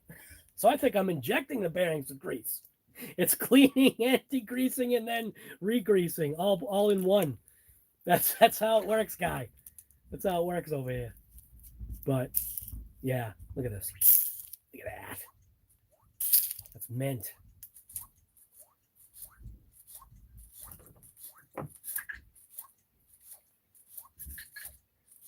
Degreases and greases all in one shot. It left off. I think that's what I'm seeing. I don't know. We'll see what happens. I'm not even sure if this is working, guy. Because look at my screen is frozen on there. But anyways, we'll see if it works. I don't know if it's going to pick up. Looks like the TV is saying no. Is it picking up? Oh, it is. Yeah, there we go. We're back. 1, 2, 3, 4, 5, 6, 7. Okay, 7-second delay, just like usual. All right. So we are back. I don't even know where it dumped out. That's crazy. Anyways. So where was I? Where was I? All right. So I think I was taking this apart. But I was probably talking. I was monologuing. So I think what we were talking about is what's going to happen when I pop this off. What do we see underneath? Have I ever been into this front diff? Yes, I have. Oh, it looks like I may have been into this thing sooner than I thought. Because this is a combination of different greases. This has udder butter in it. I must have. Yeah, you know what? I'm not even going to go into the diff. But what I will say is I am going to kind of clean this. It's going to clean and condition this plastic inside this juice stuff that I got here. Inside the juice. So basically just dig that in there. Take my brush and kind of just clean it. Again, unprecedented stuff going on in this live. We've never been here before. Not this kind of cleaning.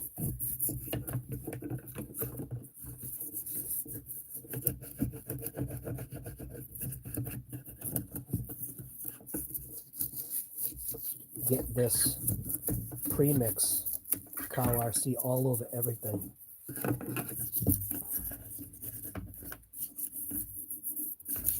Again, this is full strength too.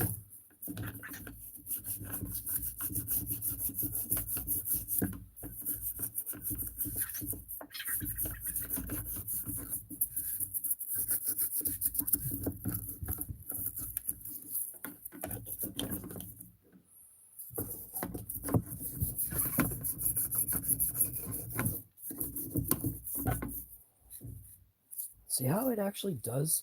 It breaks down. This stuff breaks down this grease. which I think is pretty miraculous.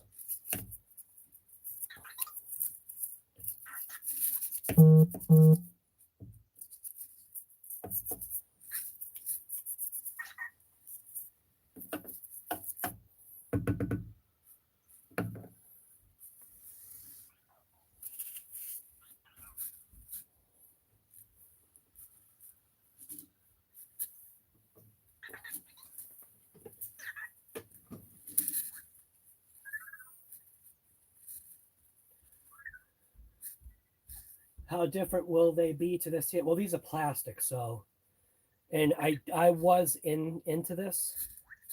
If that's what you're asking, if you're asking me, I think you're asking me, Bruce. Your diffs will be way different. At least I think they will be. It all depends upon use, abuse, all that stuff. This big rock has got some age to it, but it does look like I was in there, because it does have my grease that I used and udder butter. So, and whatever material got in there, I'm going to leave that as is. Like I said, I'm more just kind of cleaning and conditioning the plastics to see if this stuff really, really does work. And so far, I've seen that it does. If anything, I've probably changed the chemical composition of this stuff anyway, of this juice, because this is a combination of full strength cow RC stuff. You can see it's like a slurry almost. So, but you can see what it does. It actually breaks down the grease, which is pretty nuts. It works really well. I am very shocked that a product actually does what it says.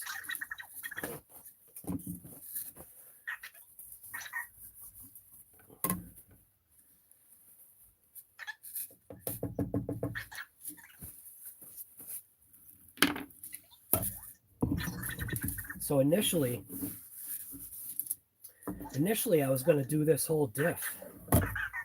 So what I am going to do, instead of doing the whole diff, that's the only thing about stuff like this, is as soon as you move it, it sloshes everywhere. So what I am going to do is, let's see.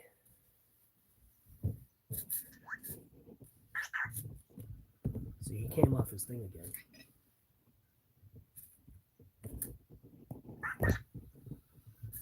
So I'll keep the camera like that. I'm going to just leave that grease, because that's my grease. I'm going to leave that in there. And I'll just add the udder butter to what I've already got.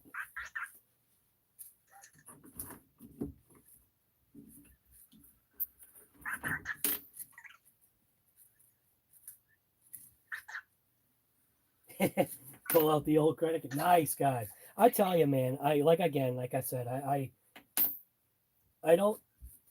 mean, I'm using this stuff because I've got it, but now that I've used it, I can definitely see, at least I feel like I can see the benefits. But look at how it even mixed with my grease.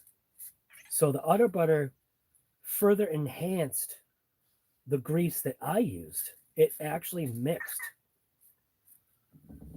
So what I'm going to do is just leave this like this. I'm going to pop these off. See if I can clean them up first before I go ahead and pop them off. Clean off some of the stuff so I can get after those screws. You know what? I might break this open. It feels good though. I want the front to do this. So the front has a good separation, meaning it's got some resistance. And I know inside of there those gears are mint. So I am just going to see if I can find where the set screw is. That was something else I noticed about these. what they do is they have a tendency to shift. So I'm not sure what side. It's not even the right driver.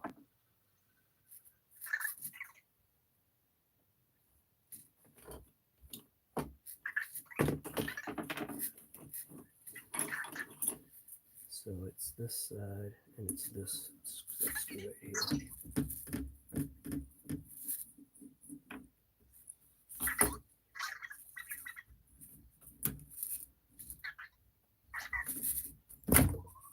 See, stuff spills everywhere. So I'm going to take this whole thing and just toss it right in the ultrasonic cleaner. Same thing on this side.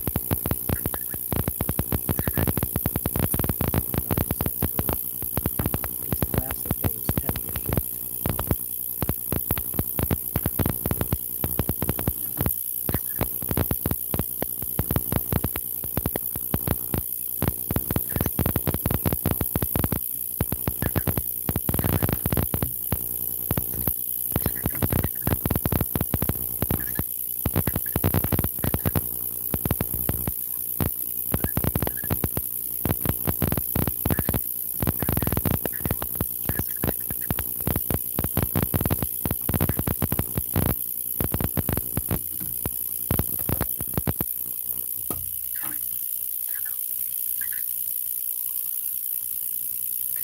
John Miller, what's going on, guys? Yeah, COVID and coffee is back, and it's already getting hits on YouTube under COVID issues. So that's the thing that pissed me off about this initially, was the fact that they did that. So we'll see how long it lasts for. I plan on kind of trying to keep it going, but we'll see. We'll see.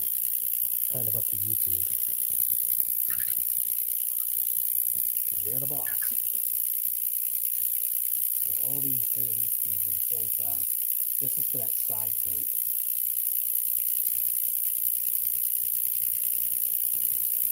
And this, I'll probably just give it a little bit of a wash down with the ultrasonic cleaner and the toothbrush.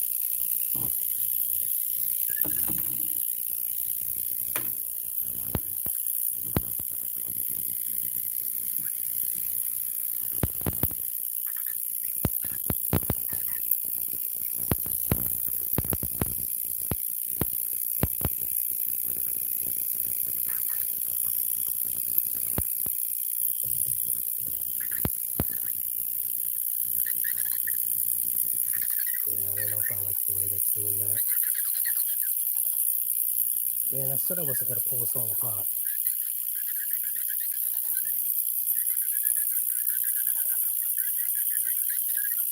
Almost feel like I have to.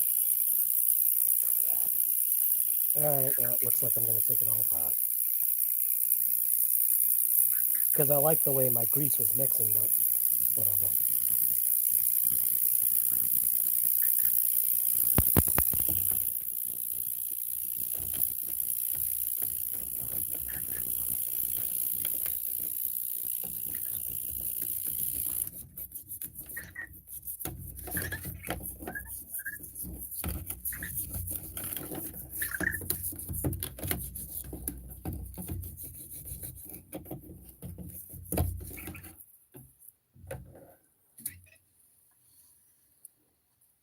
Ooh, what's going on here?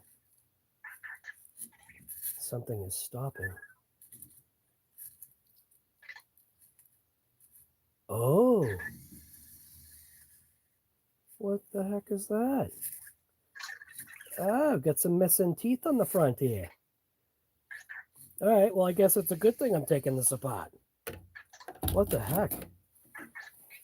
There's a couple of chipped teeth on that front diff.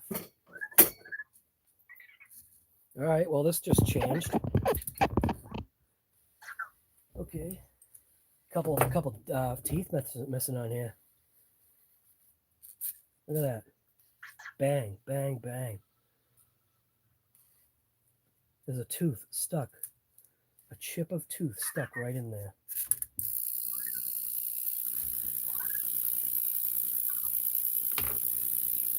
Look at that. There's a chip or two stuck in there.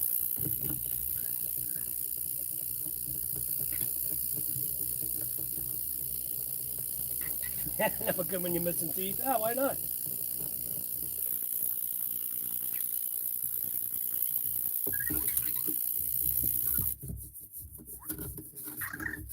Alright, well, this just turned into a different type of service here.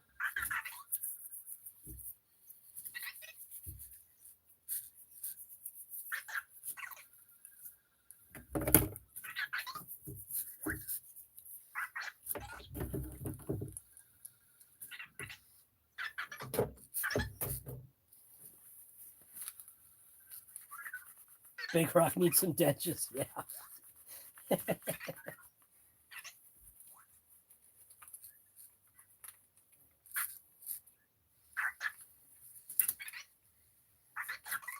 I tell you, dude, this stuff really works. You see how this thing, either I shut it off or it shut itself off.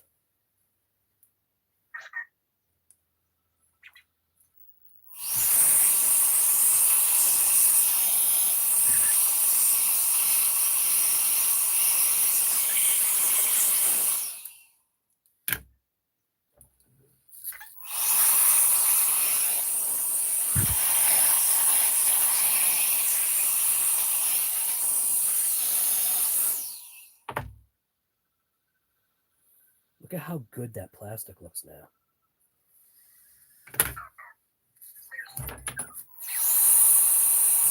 That's the only thing. When you lay it down on its button side, it'll turn itself on.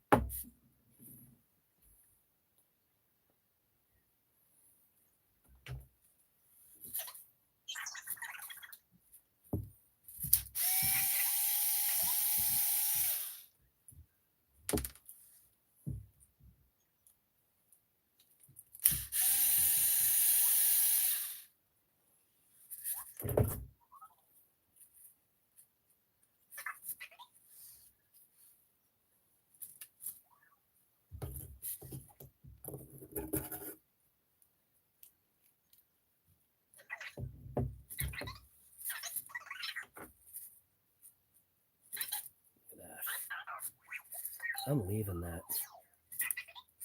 just the way it is. I'm just going to dry it.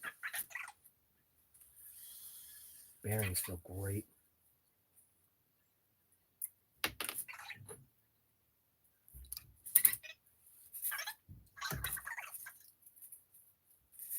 It's a slurry.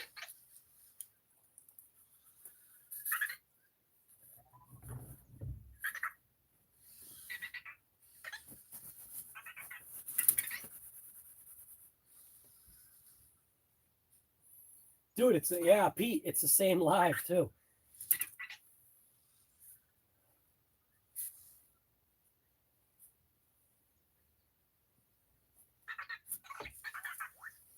The battery died. I was surprised it allowed me to come back on. Battery died, and I just had to find a wire. I need to get a new wire for the my phone. A shorty wire on it, which is why I can't be too far away from what I'm working on.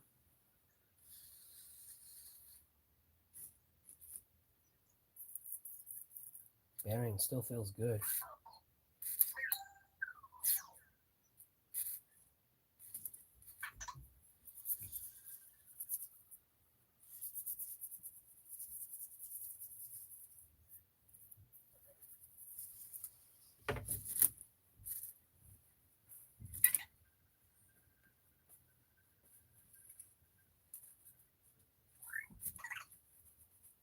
You haven't ran your Big Rock 3S since you bought it. Until I get metal gear diffs here and installed. Really? Dude, just run it the way it is. Enjoy it.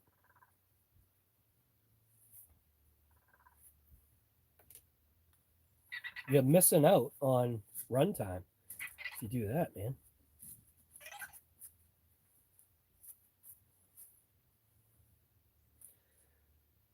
So...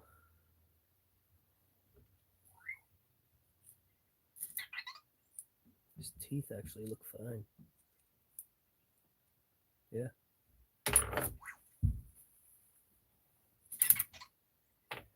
So just in case there's any teeth pieces, I will clear out the grease. Can't have teeth pieces in there. Pieces of teeth are no good. You're better off having whole teeth instead of pieces.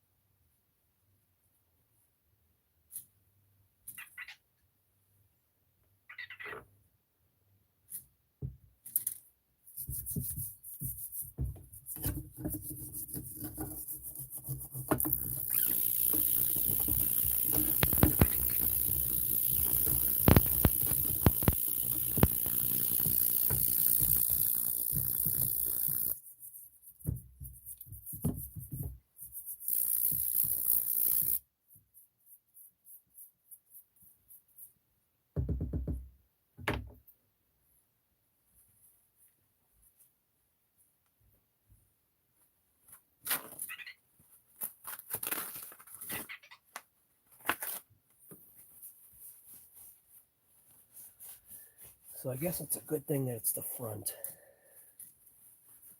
So it did chip off. It's just chipped off edge of a couple of teeth. So it's still going to be fine.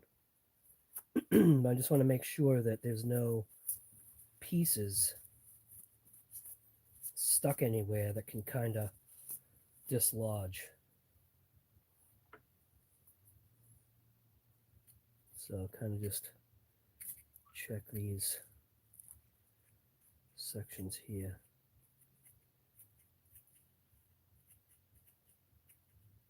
I'm not seeing any pieces. Pieces could have just got ground up.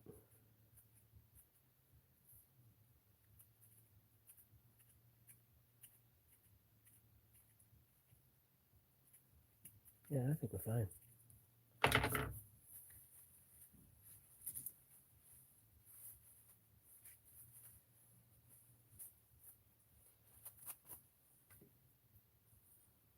But you can see, it's like right here, you got 1, 2, 3, 4. Tiny little, just like it just like shaved off. You know what I'm saying? Like it shaved off little sections of gear. The bearings are mint. Those bearings will be kept good by the internal grease. So that's going to be inside the diff. It'll come down, it'll get in between, it will keep things nice and clean. So, but yeah, looking good. If I did crack this open, you'd see the planetary gears in there. You'd see that the grease is fine. It's got a good feel to it, so I'm not taking this apart. There's no need for it. So, go ahead and put this back together. I will probably, this kind of makes sense here. What's really nice about this, right, is how Arrma kind of made this design, made it very friendly for people to be able to work on and put back together. Because you obviously have two case sides, right? One case side has a little notch on it. And it makes it so you won't take the gear and put it up against that side. You realize this is the side that gear goes on. So it's pretty smart. Pretty smart how they did some stuff here.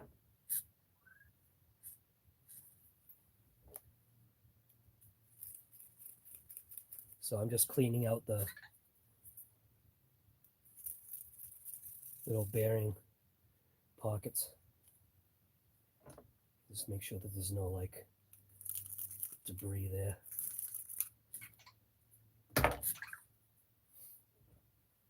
So if you took this and put it on this way, you can see right away it stands it away from being able to slide that bearing into place. See what I'm saying? See how it just doesn't allow it to go in? And then on this side, it allows it to seat fully. So, just like that. So, go ahead and I'm going to place this in here, just like that. And that'll be fine. Yeah, that'll be fine. You can feel it a little bit, but it'll be fine. This is plastic. But I'm going to take a little bit of udder butter and slide it right inside of there when I put this together. So I'll just take this. I'm going to squeeze it right into that little section right there. And that way, that area right there will kind of, at least in my mind, it'll keep it lubricated. And just go ahead and put this plate on, the other half.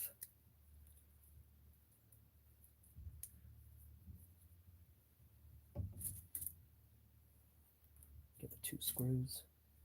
Clean up my area here. Pretty much, almost, I think I'm almost done with this. We got one more thing I want to clean up, and that's that steering, whole steering linkage and everything.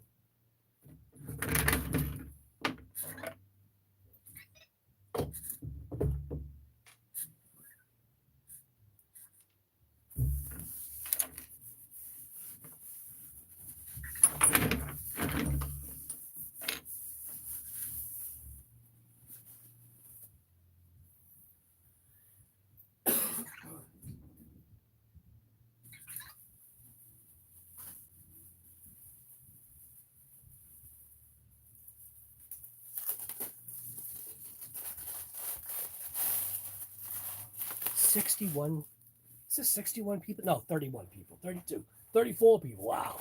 61 thumbs up. That's awesome, man. Holy crap. All right.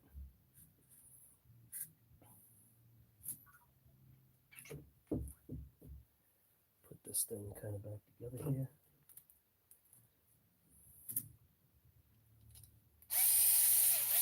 Oh, am I going the wrong way? Yes. Am I even going right? No, I'm not.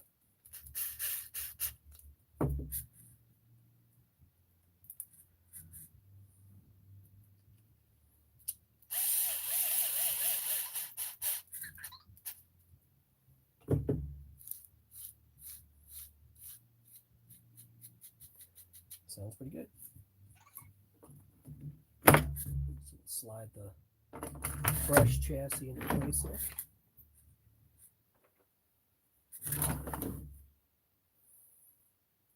And then same thing on this with the chassis is there's a slot.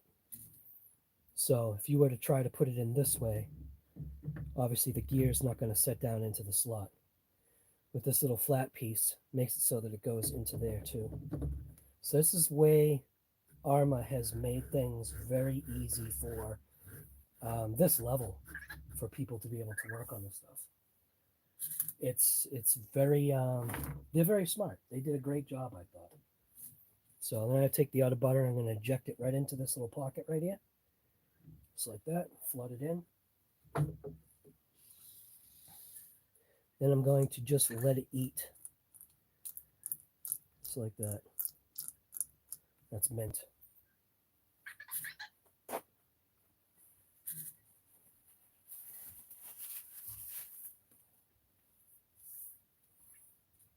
Now I'll take the top section that we already cleaned off, place that over the top. Just like that. Oh, no, I can't. Whoops. Never mind. Can't do that until I do the steering. So how about if we do the steering?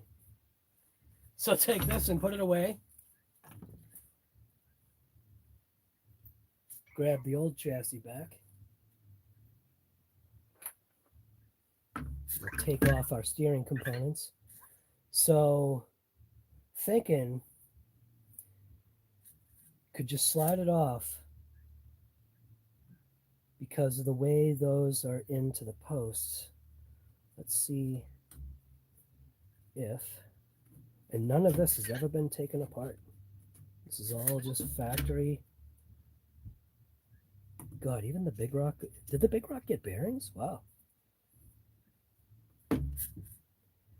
Because those, oh, those are keyed. Okay, that's right. They've got the little flat section so they don't strip out, which was, again, a pretty smart thing Arrma did.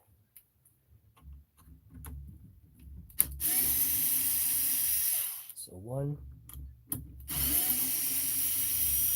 2.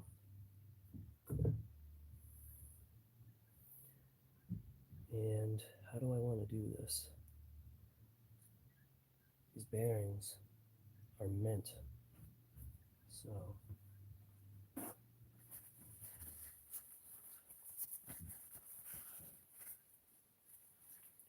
just clean it off. Pick these out or push them out.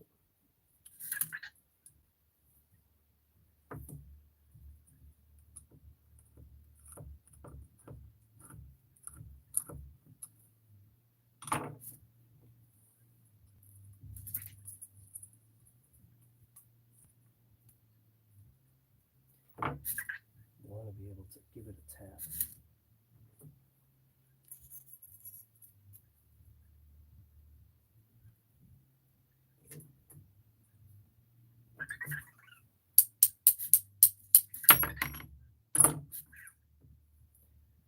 So I'll do the same thing with this. I'll put this in that slurry.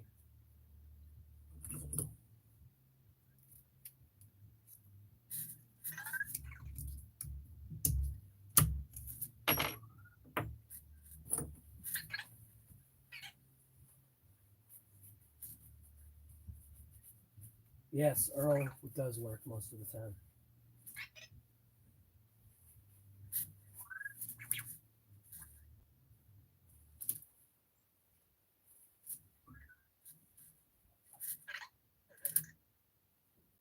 Don't forget, Earl's footage is edited. So in between those times when he passes out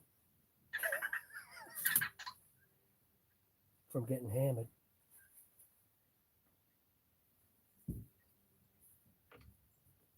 Same thing with this side.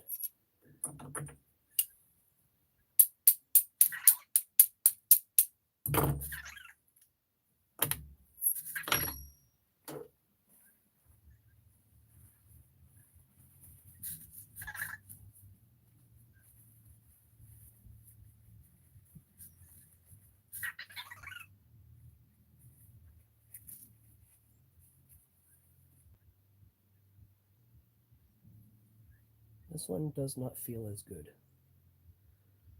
This one doesn't have a good feel to it.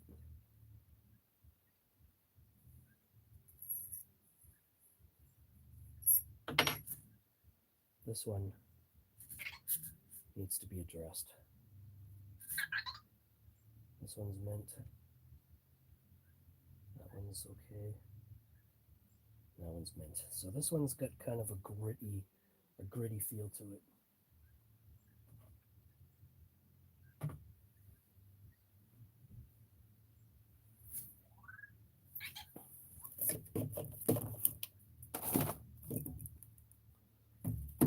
So what I'll do is I'll pop the seal on this, put it into the slurry. So just take a blade, get into that seal, pop that seal out.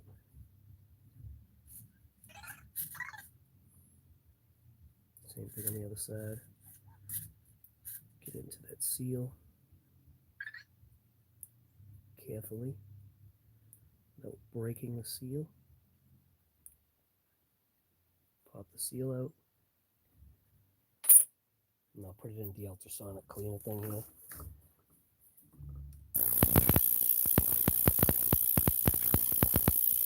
Hopefully not too extreme.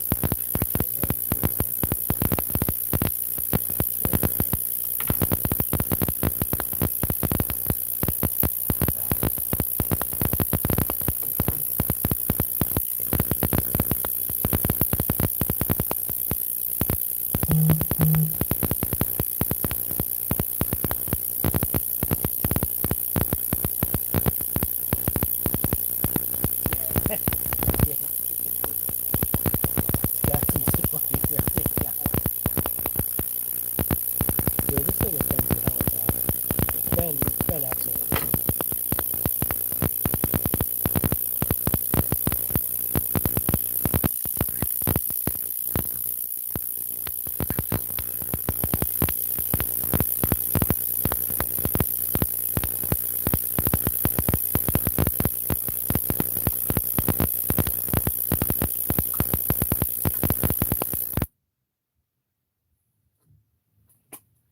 I'm actually going to use this stuff. Spray it inside the cup. Just like that. Just give it a little swirl.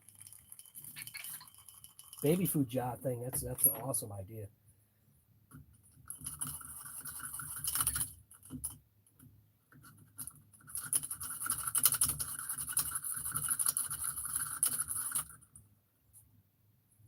Look at that. Much better.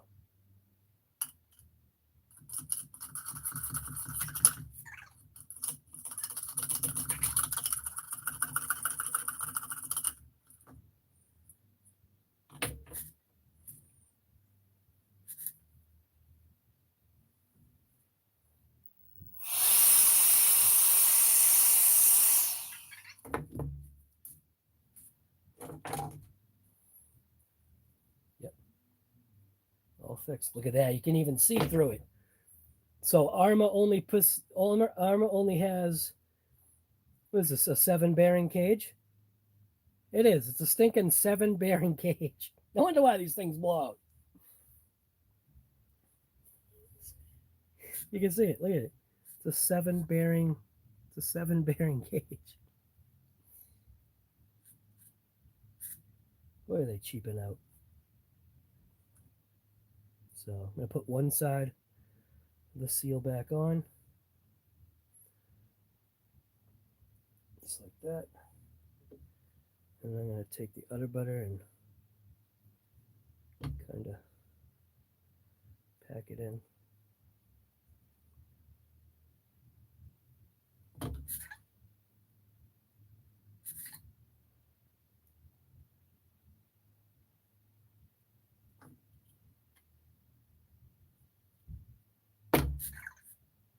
This is really going way overboard. This is going way overboard for a big rock. So there we go. All set, ready to rip. Just for steering.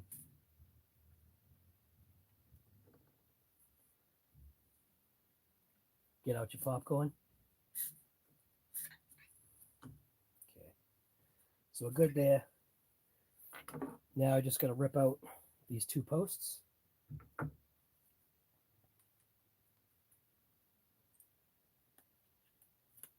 And then take the chassis and toss it in the trash.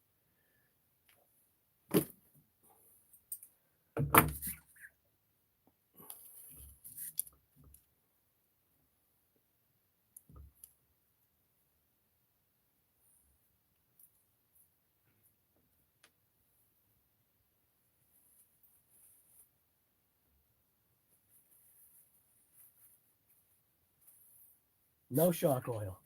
No, sir. Doesn't need it. Hey, I've got this stuff here. We're doing things a little bit different. Yeah, getting more love than Trash Bag ever did. Oh my God. No, you're right though, huh?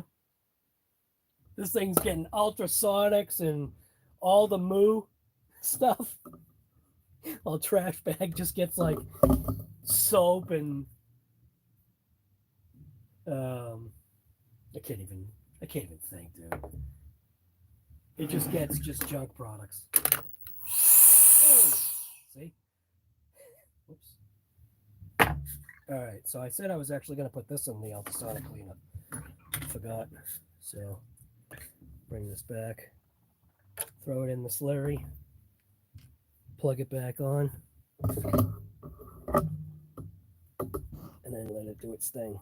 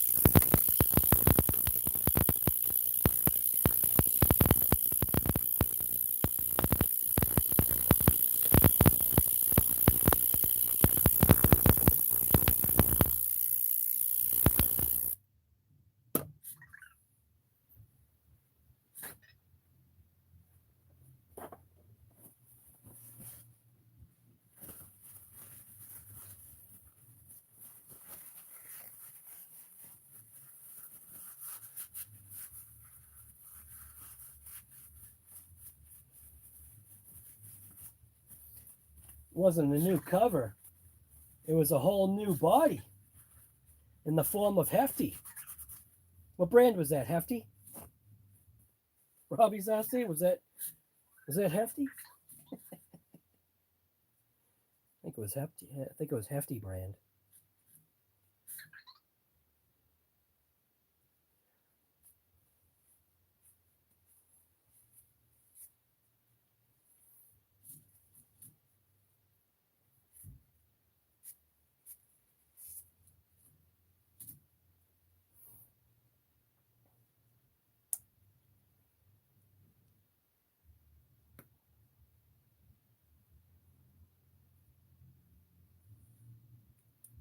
Yeah, I don't think Trash Bag ever got this kind of care. Trash Bag didn't last long enough in order to warrant this kind of care. Trash Bag was a piece of garbage right at the get-go. Right when it came out of the box, it was already a piece of garbage.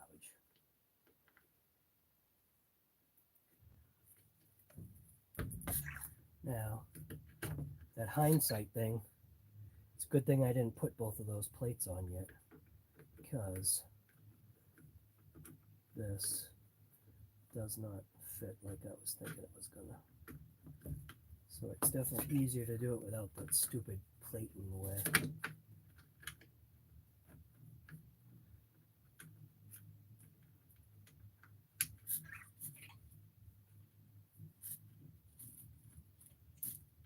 Probably should have just bolted those down, but they're in place now. All right, so I gotta put the screws in from underneath, which that's gonna kind of be a pain. So I'll put on that top plate first. That way it kind of keeps things down and together.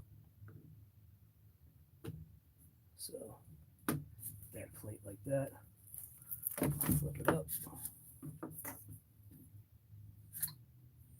Put these two screws in for that.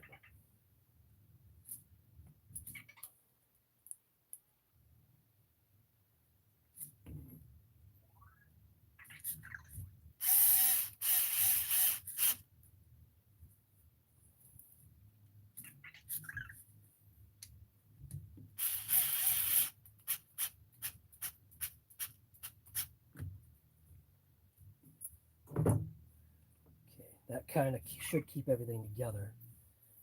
But at this point in time, while we're upside down, I guess,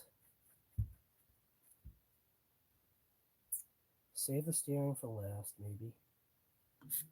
I could put this on, put the arms in place. I guess that would be all right.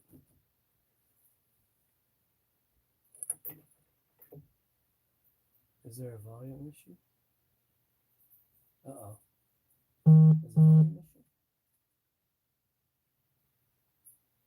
issue? No, there's volume. What are you talking about? Put this on. Killing me. Grab this end.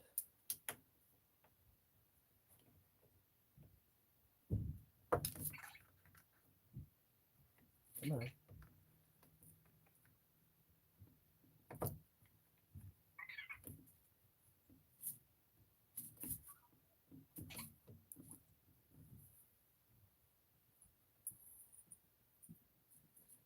Put this plate in place.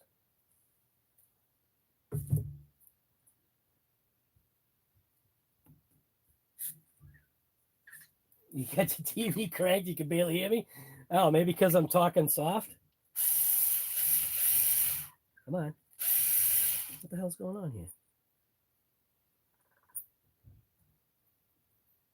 Doesn't want to accept the brand new chassis, doesn't want to accept the screw. All right.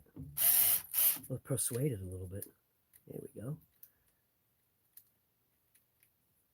Now it's there.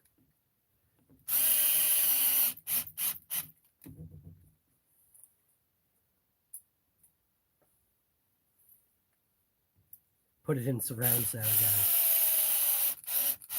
There we go. All right, so we're good there.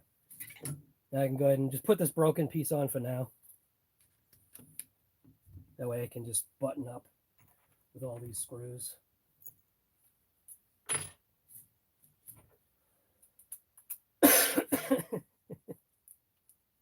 Nah, you need me in surround, guys. Full surround.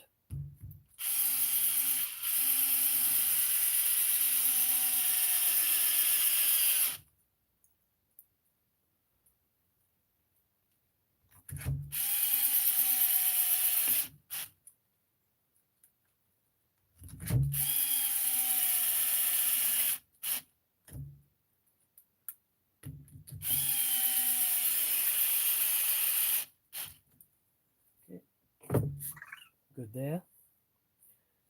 Side plate. I could go ahead and put on that side plate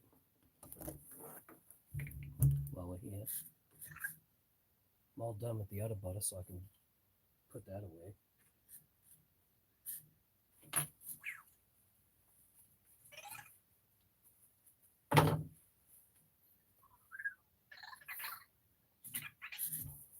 Okay.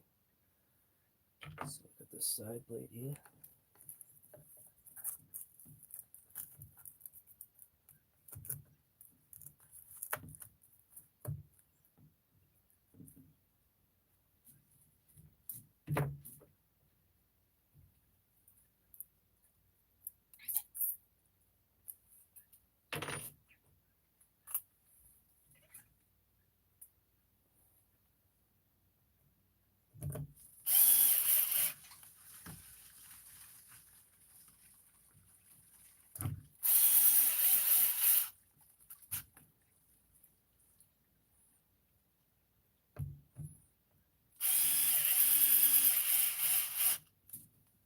All right.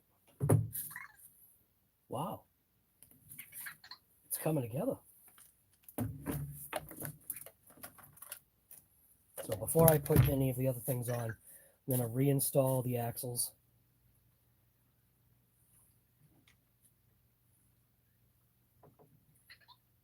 I am going to get the little set screws installed and ready to go.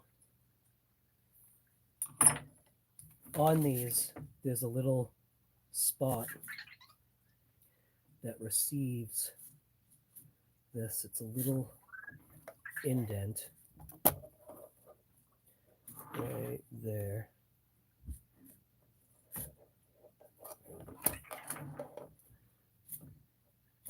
Where is it? Right there. Little indent. And you line that up with your set screw.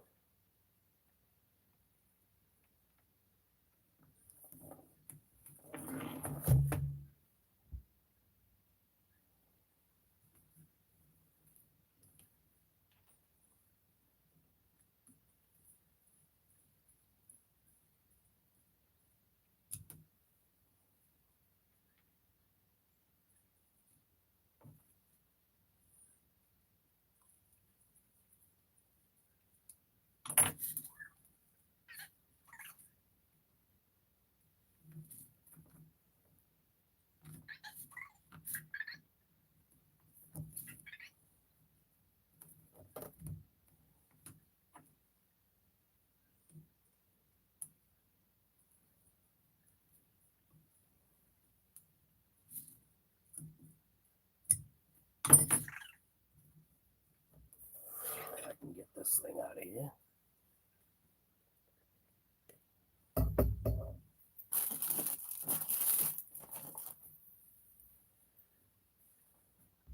Nice focus. All right. So again, these axles are keyed. So I'm going to go ahead and key these in to place.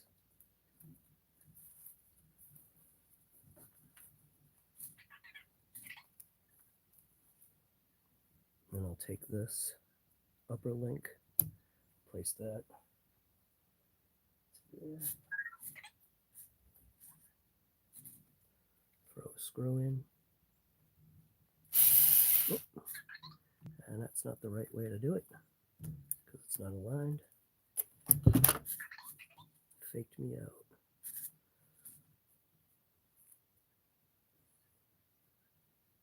Come on.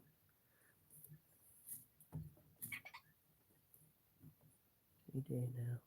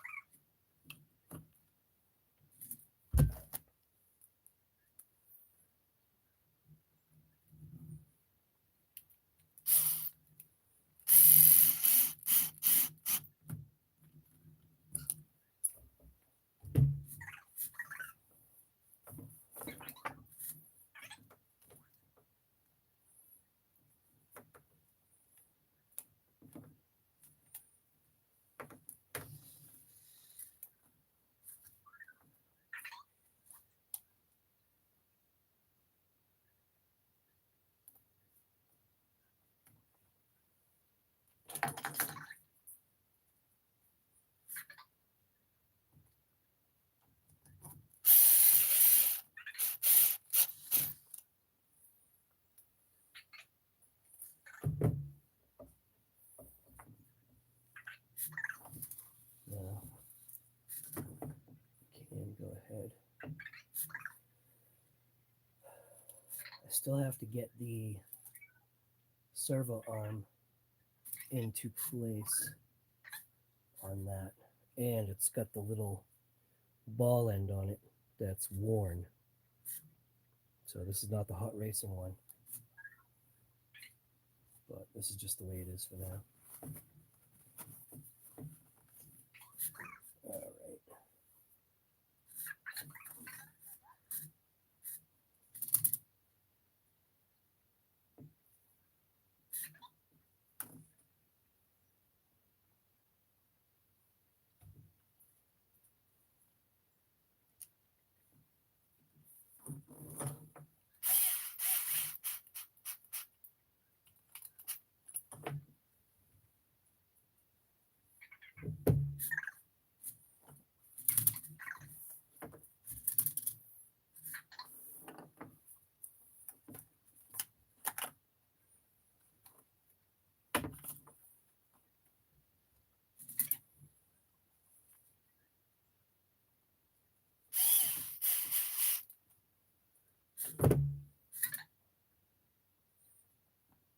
The shocks into place.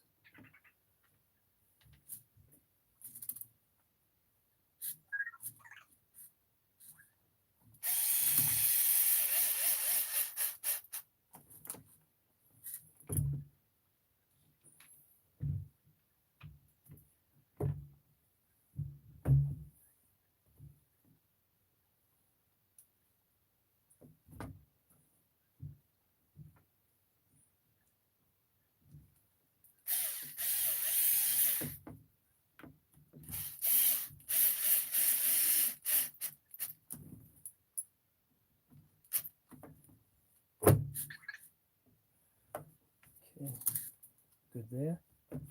Now all I have to do is just align that up.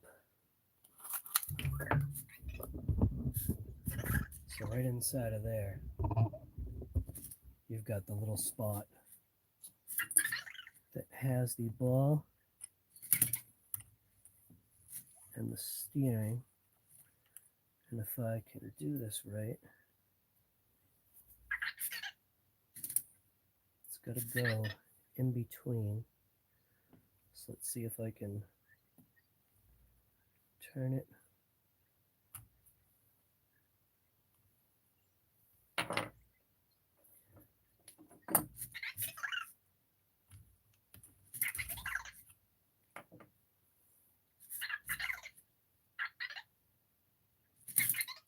You know what?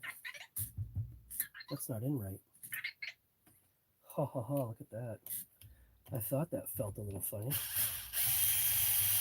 So that did not twist down into its slot. I thought the screw was a little short, so it didn't key into its little spot. So what I've got to do is give it a couple of taps to rotate it. And then hopefully it will slide into its spot, which I think it just did.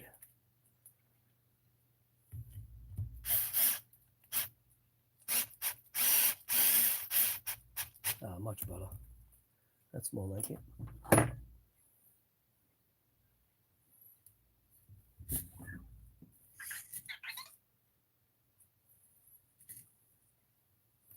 So that piece now has to swing over. Oh, I lost it forever. There it is.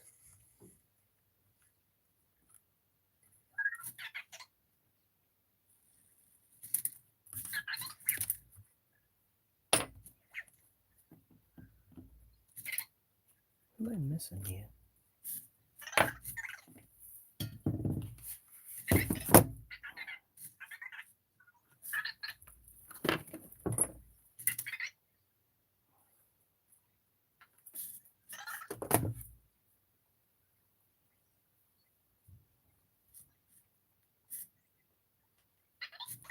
I am missing. Did I change that at some point? Because that ain't right.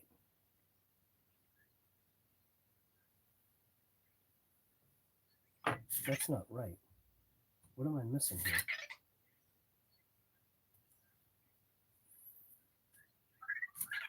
Do I have that backwards?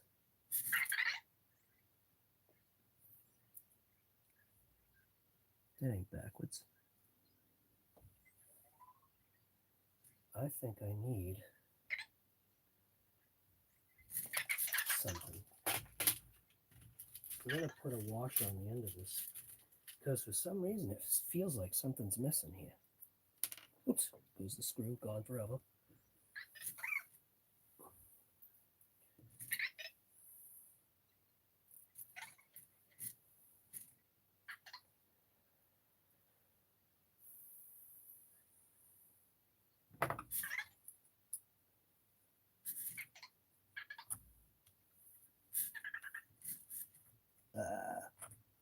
Get back.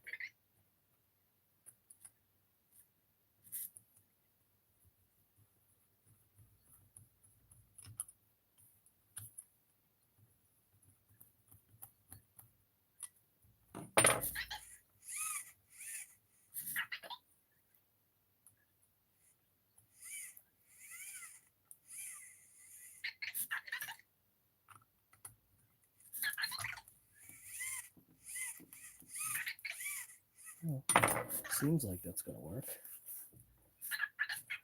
Definitely went in. All right, well, it looks like it's all set. I think I'm done, man. Am I done?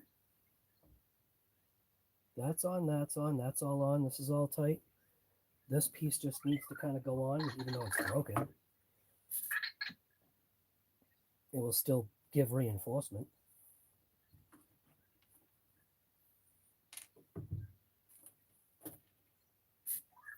How come I have an extra screw?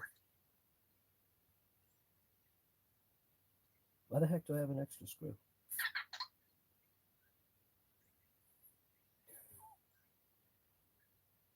What the heck is the extra screw for? Oh, it's lighter weight now. All right. I think the extra screw is really not extra, is my guess.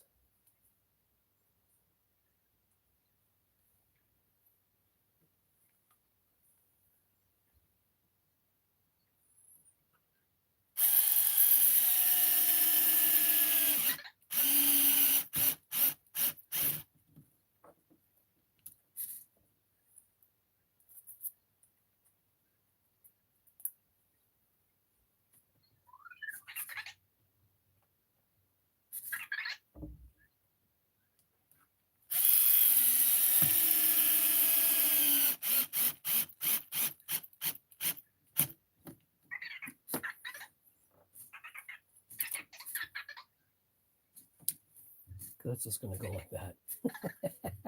Suppose I could put like a zippy tie around it. I think that's what I might do. I'll put a piece of foam in there and put some zippy ties around there.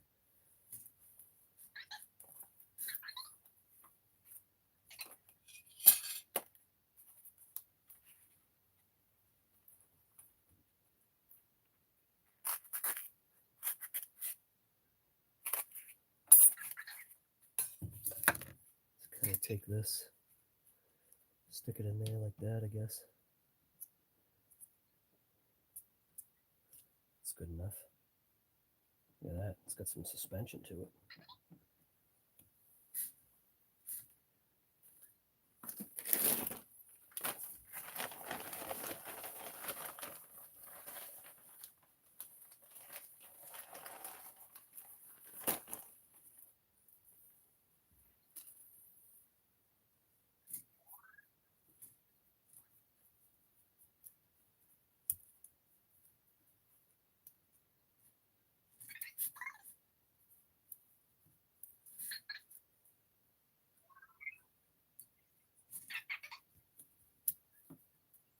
My fingers in there.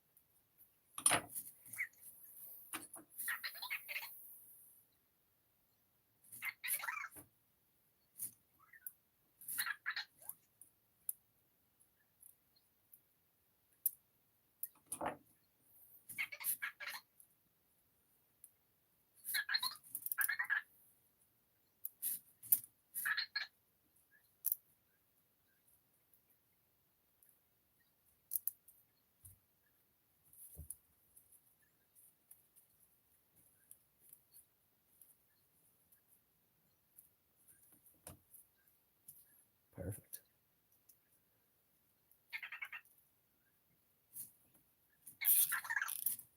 Nothing but the best for the big rock.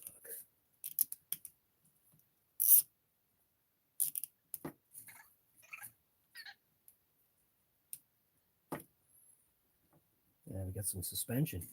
Got a suspension mount now. That's mint.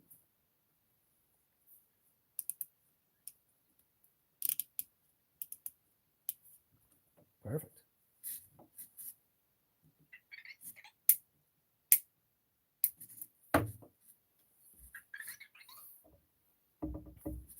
Custom.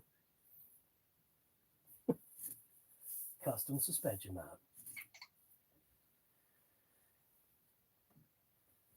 All right, so now drive shaft. This is a brand new drive shaft. Bearing is mint. Look at that. Bearing is mint. Go ahead and install that.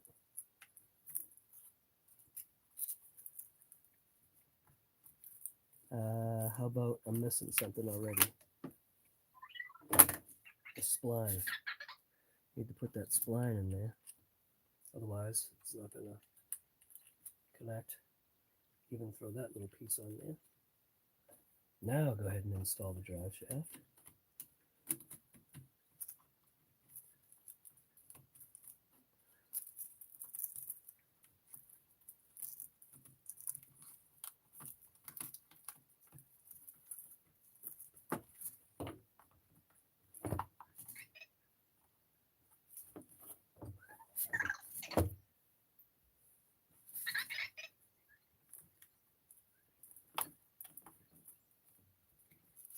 Wow, I think we're there.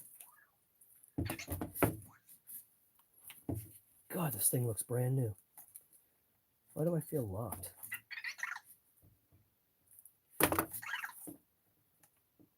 Oh, you know what?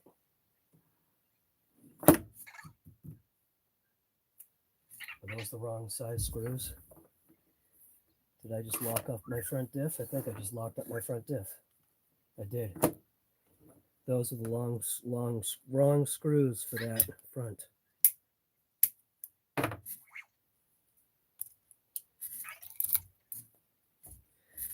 I bet one of those is up against the diff.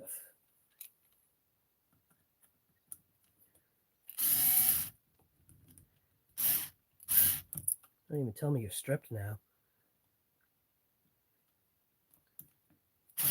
Oh my God. You better not be stripped.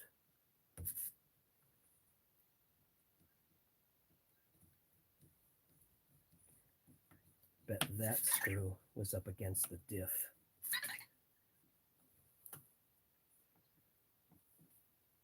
So somehow I've got the wrong screw somewhere.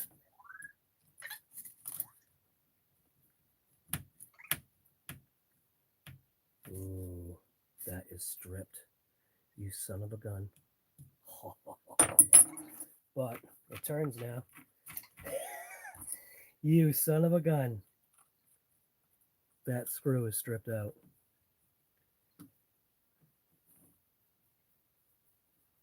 You son of a... I had a feeling these were too long. This one is the right size to go in there.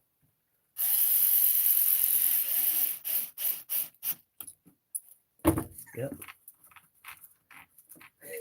Now we're good. So don't use the wrong long screw. So somehow, where did I get confused on screws length? Somewhere I put shorter screws where they shouldn't have been.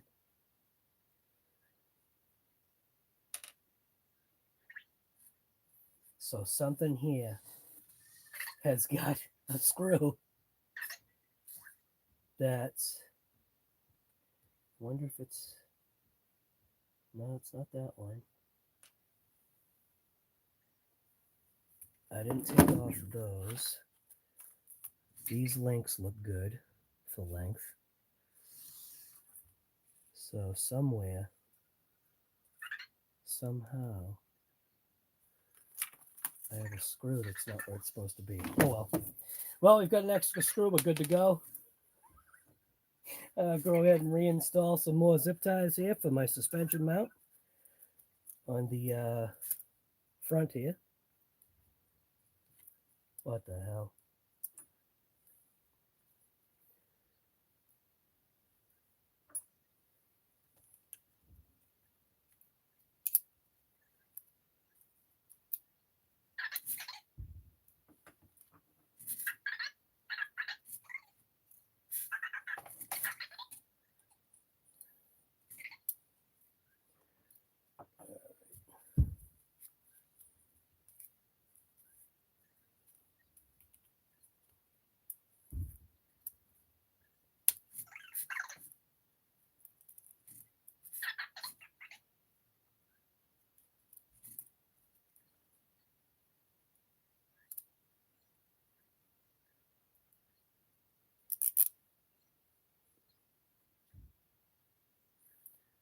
Somehow, which way did this get crossed?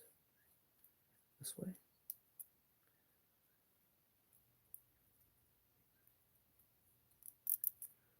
This one?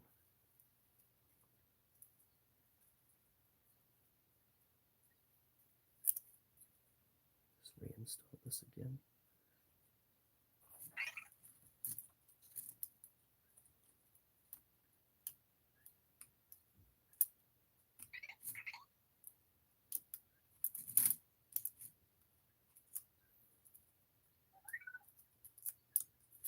Come on.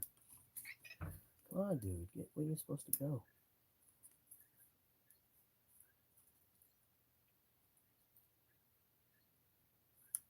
What the hell? It's always the way.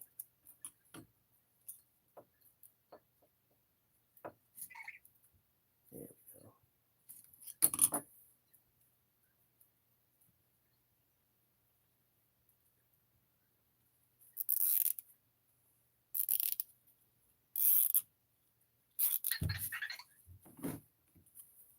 Custom.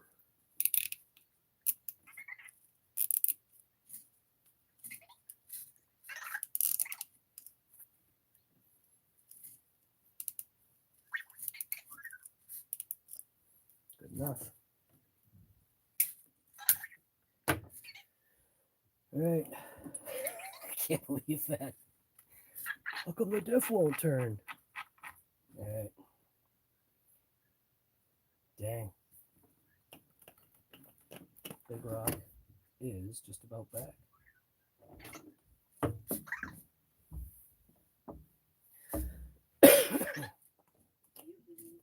What?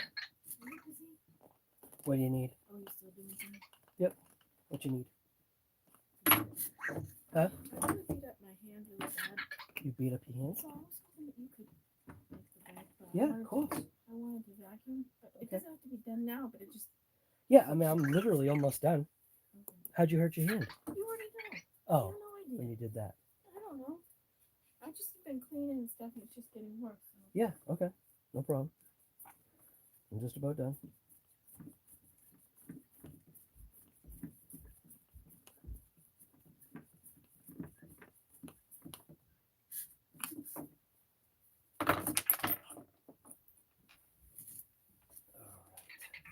Go to the back.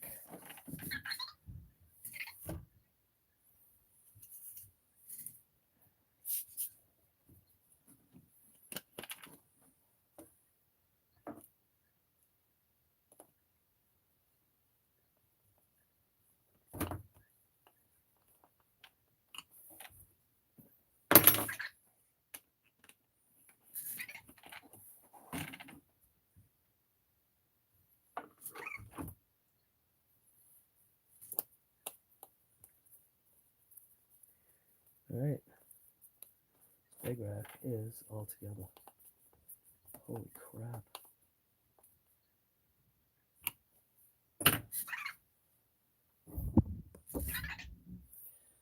How's my battery power? 28%, good enough.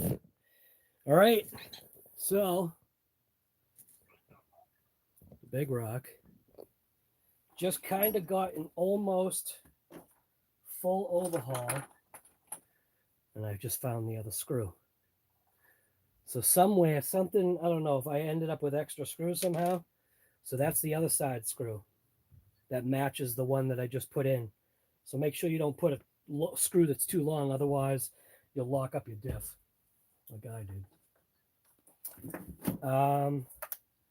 This thing's ready to go, man. Got the rear diff is nice and happy.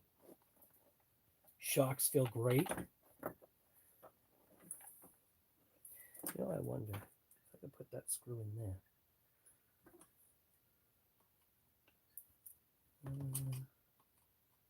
Nope.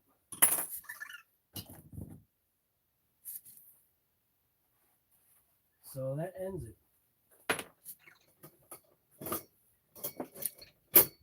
Oh. The warden pops in to see if you're behaving. All right, so anyways, my nice hairstyle I got going on here, nice.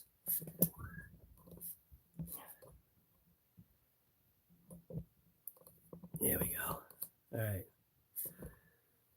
So that pretty much ends. It's got 42 people here. You guys are nuts. So if anybody hasn't given a thumbs up, we're at 71 right now. I am curious to know if somebody has missed out on popping one of those in there. If you did, I'll see that number increase. That'd be great. If not, if you've already done it, man, I appreciate it.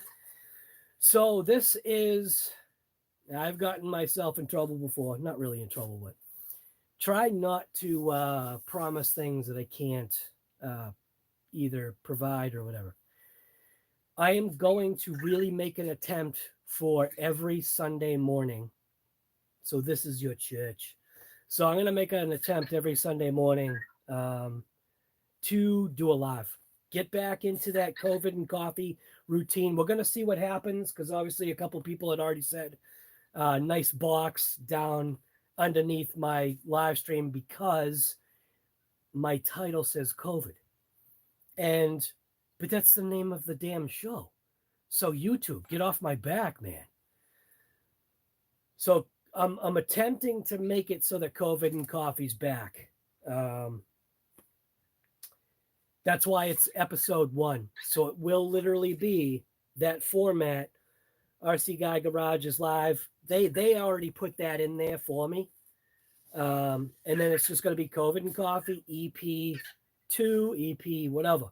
So this year there should be what, about maybe 50 of them? If everything goes the way it kind of might, unless I'm on vacation or I'm dying in the corner or something. I am going to make the attempt to do every Sunday morning COVID and Coffee. So bring that back. Like I said, dude, honestly, COVID apparently is still a thing. Whatever. I don't subscribe to that nonsense, but whatever. Yeah, so we're back. Every Sunday, gonna do something, and it'll be a COVID and coffee show. So I will see you next Sunday. Hopefully you enjoyed this episode. This was, dude, I mean, look at this thing. This thing looks, come on, switch over. Switch over. I mean, dude, the thing looks new. It really does look new. You know what would top it off? You know what would top that off as new? Now, this isn't going to happen. But, if I can find it, what would really top that off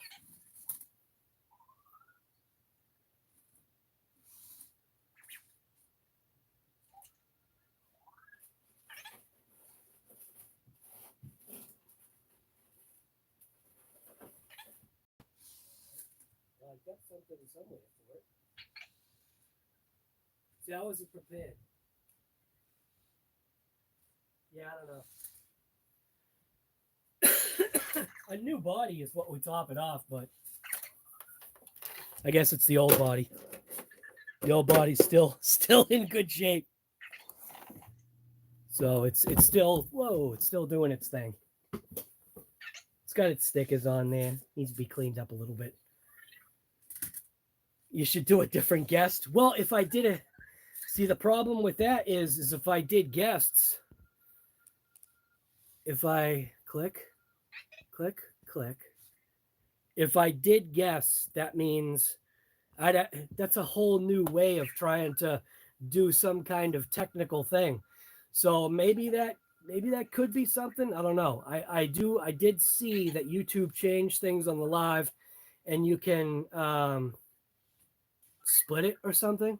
You can have somebody on the other side. Maybe that's something we'll try. I don't know. It's gotta be safe people. So obviously it'll never be Frank. But yeah, who knows? Maybe. I think I'm not really that interview type. I'm not somebody that, I guess, you know, when I do like a live, like if I do a live on StreamYard, there's, you know, that's a little bit different. That's yeah, it's different. I'm not making excuses. It's just I'm not that kind of a guy. You know, I just basically get on. It's hard enough for me to try. I mean, I don't even watch the stream. I mean, I do, but I don't see any questions. When you're working on something, if somebody asks me a question, that's why I've got it, dude. I've got it on the big screen right there. I've got it on here. Like, but when the camera's face this way, trying to look at something, I can't see anything. So I think those lives are for more people like Tony and whatever. He's that type of person. He knows how to do that stuff with bringing people in and whatever. I don't know, man. Maybe I'll do a StreamYard or something. Maybe I'll try the new YouTube thing. I don't know. But the COVID and coffee is just, I don't know. Like I did. When I woke up this morning, I wasn't thinking, no, I'll do a COVID and coffee. I literally did what I did, made the bacon. My wife started watching one of her shows, and I was just like, oh, I'll just go down and I'll finish working on the big rock and maybe be able to take it out today. You can see it's not raining or snowing yet, but it's supposed to rain or snow later today, I believe. So it would be nice maybe to take this thing out to the skate park before the day is over. Right now, I got to go up and give her a hand. She scraped off, you didn't see it, but she scraped off the skin off of her. Like, you know, this bone right here, the middle finger bone, She scraped off the skin right there. And she doesn't even know how she did it. So anyways, I'm going to go and give her a hand. So looks like a couple people gave it a thumbs up. I appreciate that. Thank you. Like I said, I'm going to give it a shot, man, every Sunday. I retract that. No, we'll see. If I can do it, I can do it. If I can't, I can't. I don't see any reason why I can't. It's just Sunday morning, whatever. So unless I'm doing like a job or plowing or something where I can't, or if I was wasted from the night before. That doesn't happen. All right. Thank you for coming to this episode. Episode 1 of 2024 of COVID and Coffee. Just doing some work on the Big Rock. The Big Rock really did finally get a refresh. I think that I have never done to any vehicle to this extent, where we finally swapped out the chassis. The chassis actually is in the trash now. That chassis has been cracked for a couple years, and I just couldn't justify replacing the chassis, even though I had the chassis already. Front bumper is broken. Don't know if that slipper clutch is going to hold. I did use thread lock on plastic threads. That's a whole story in itself. I used thread lock on, and I actually thought initially that it was threading into aluminum, but I do have a thread lock. It's kind of semi-dried out. It's like almost like a paste. And when it does dry, it locks into plastic fairly good. Not like true thread lock does, but it does seem to give a better grip once everything all dries out on nylon and plastic kind of, threaded areas. I've used it a ton of times. I just don't know where it is right now. So I did end up using the regular thread lock, but we'll see.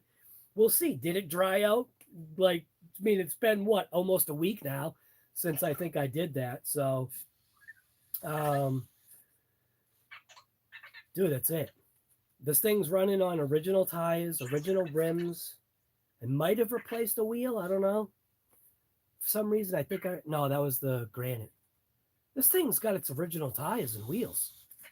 One of them is, one of the tires is ripped too, and I just super glued it, and it's held on.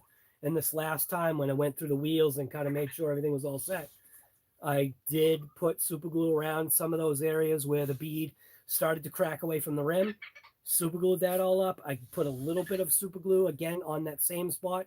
It wasn't showing any signs of tearing, but it's got super glue back on that area. What else can I say? I have a Big Rock. It's right there. It's in a box. It's under my bench. I've had it for maybe 2 years now. It's in a box that technically hasn't been opened. It's open because I looked inside just to look at it, see if the thing was puking. But it seems like the last time I checked it was still fine. But I plan on... I thought about upgrading that Big Rock and I don't know. I thought about upgrading it and selling it as an RTR. I don't know. I don't think I want to deal with that. I don't think I want to deal with that. Earl has sold his RCs online. I don't feel like I don't want to deal with that stuff. If I ever sell anything, I'll probably bring it down to hobby quarters and, somebody can meet me in a parking lot and take whatever I got and give me some cash for it. I got a bunch of stuff that I want to get rid of. So there's obviously RCs that you want to keep, but nothing crawler. I don't want anything crawler. I can't do it. I tried. The Gen 7 went through a whole upgrade process, and I did enjoy it, but it also made me realize that I'm not the crawler type. So That's it. That's where the show is going to end. Thank you for coming, and we will see you next time on another live.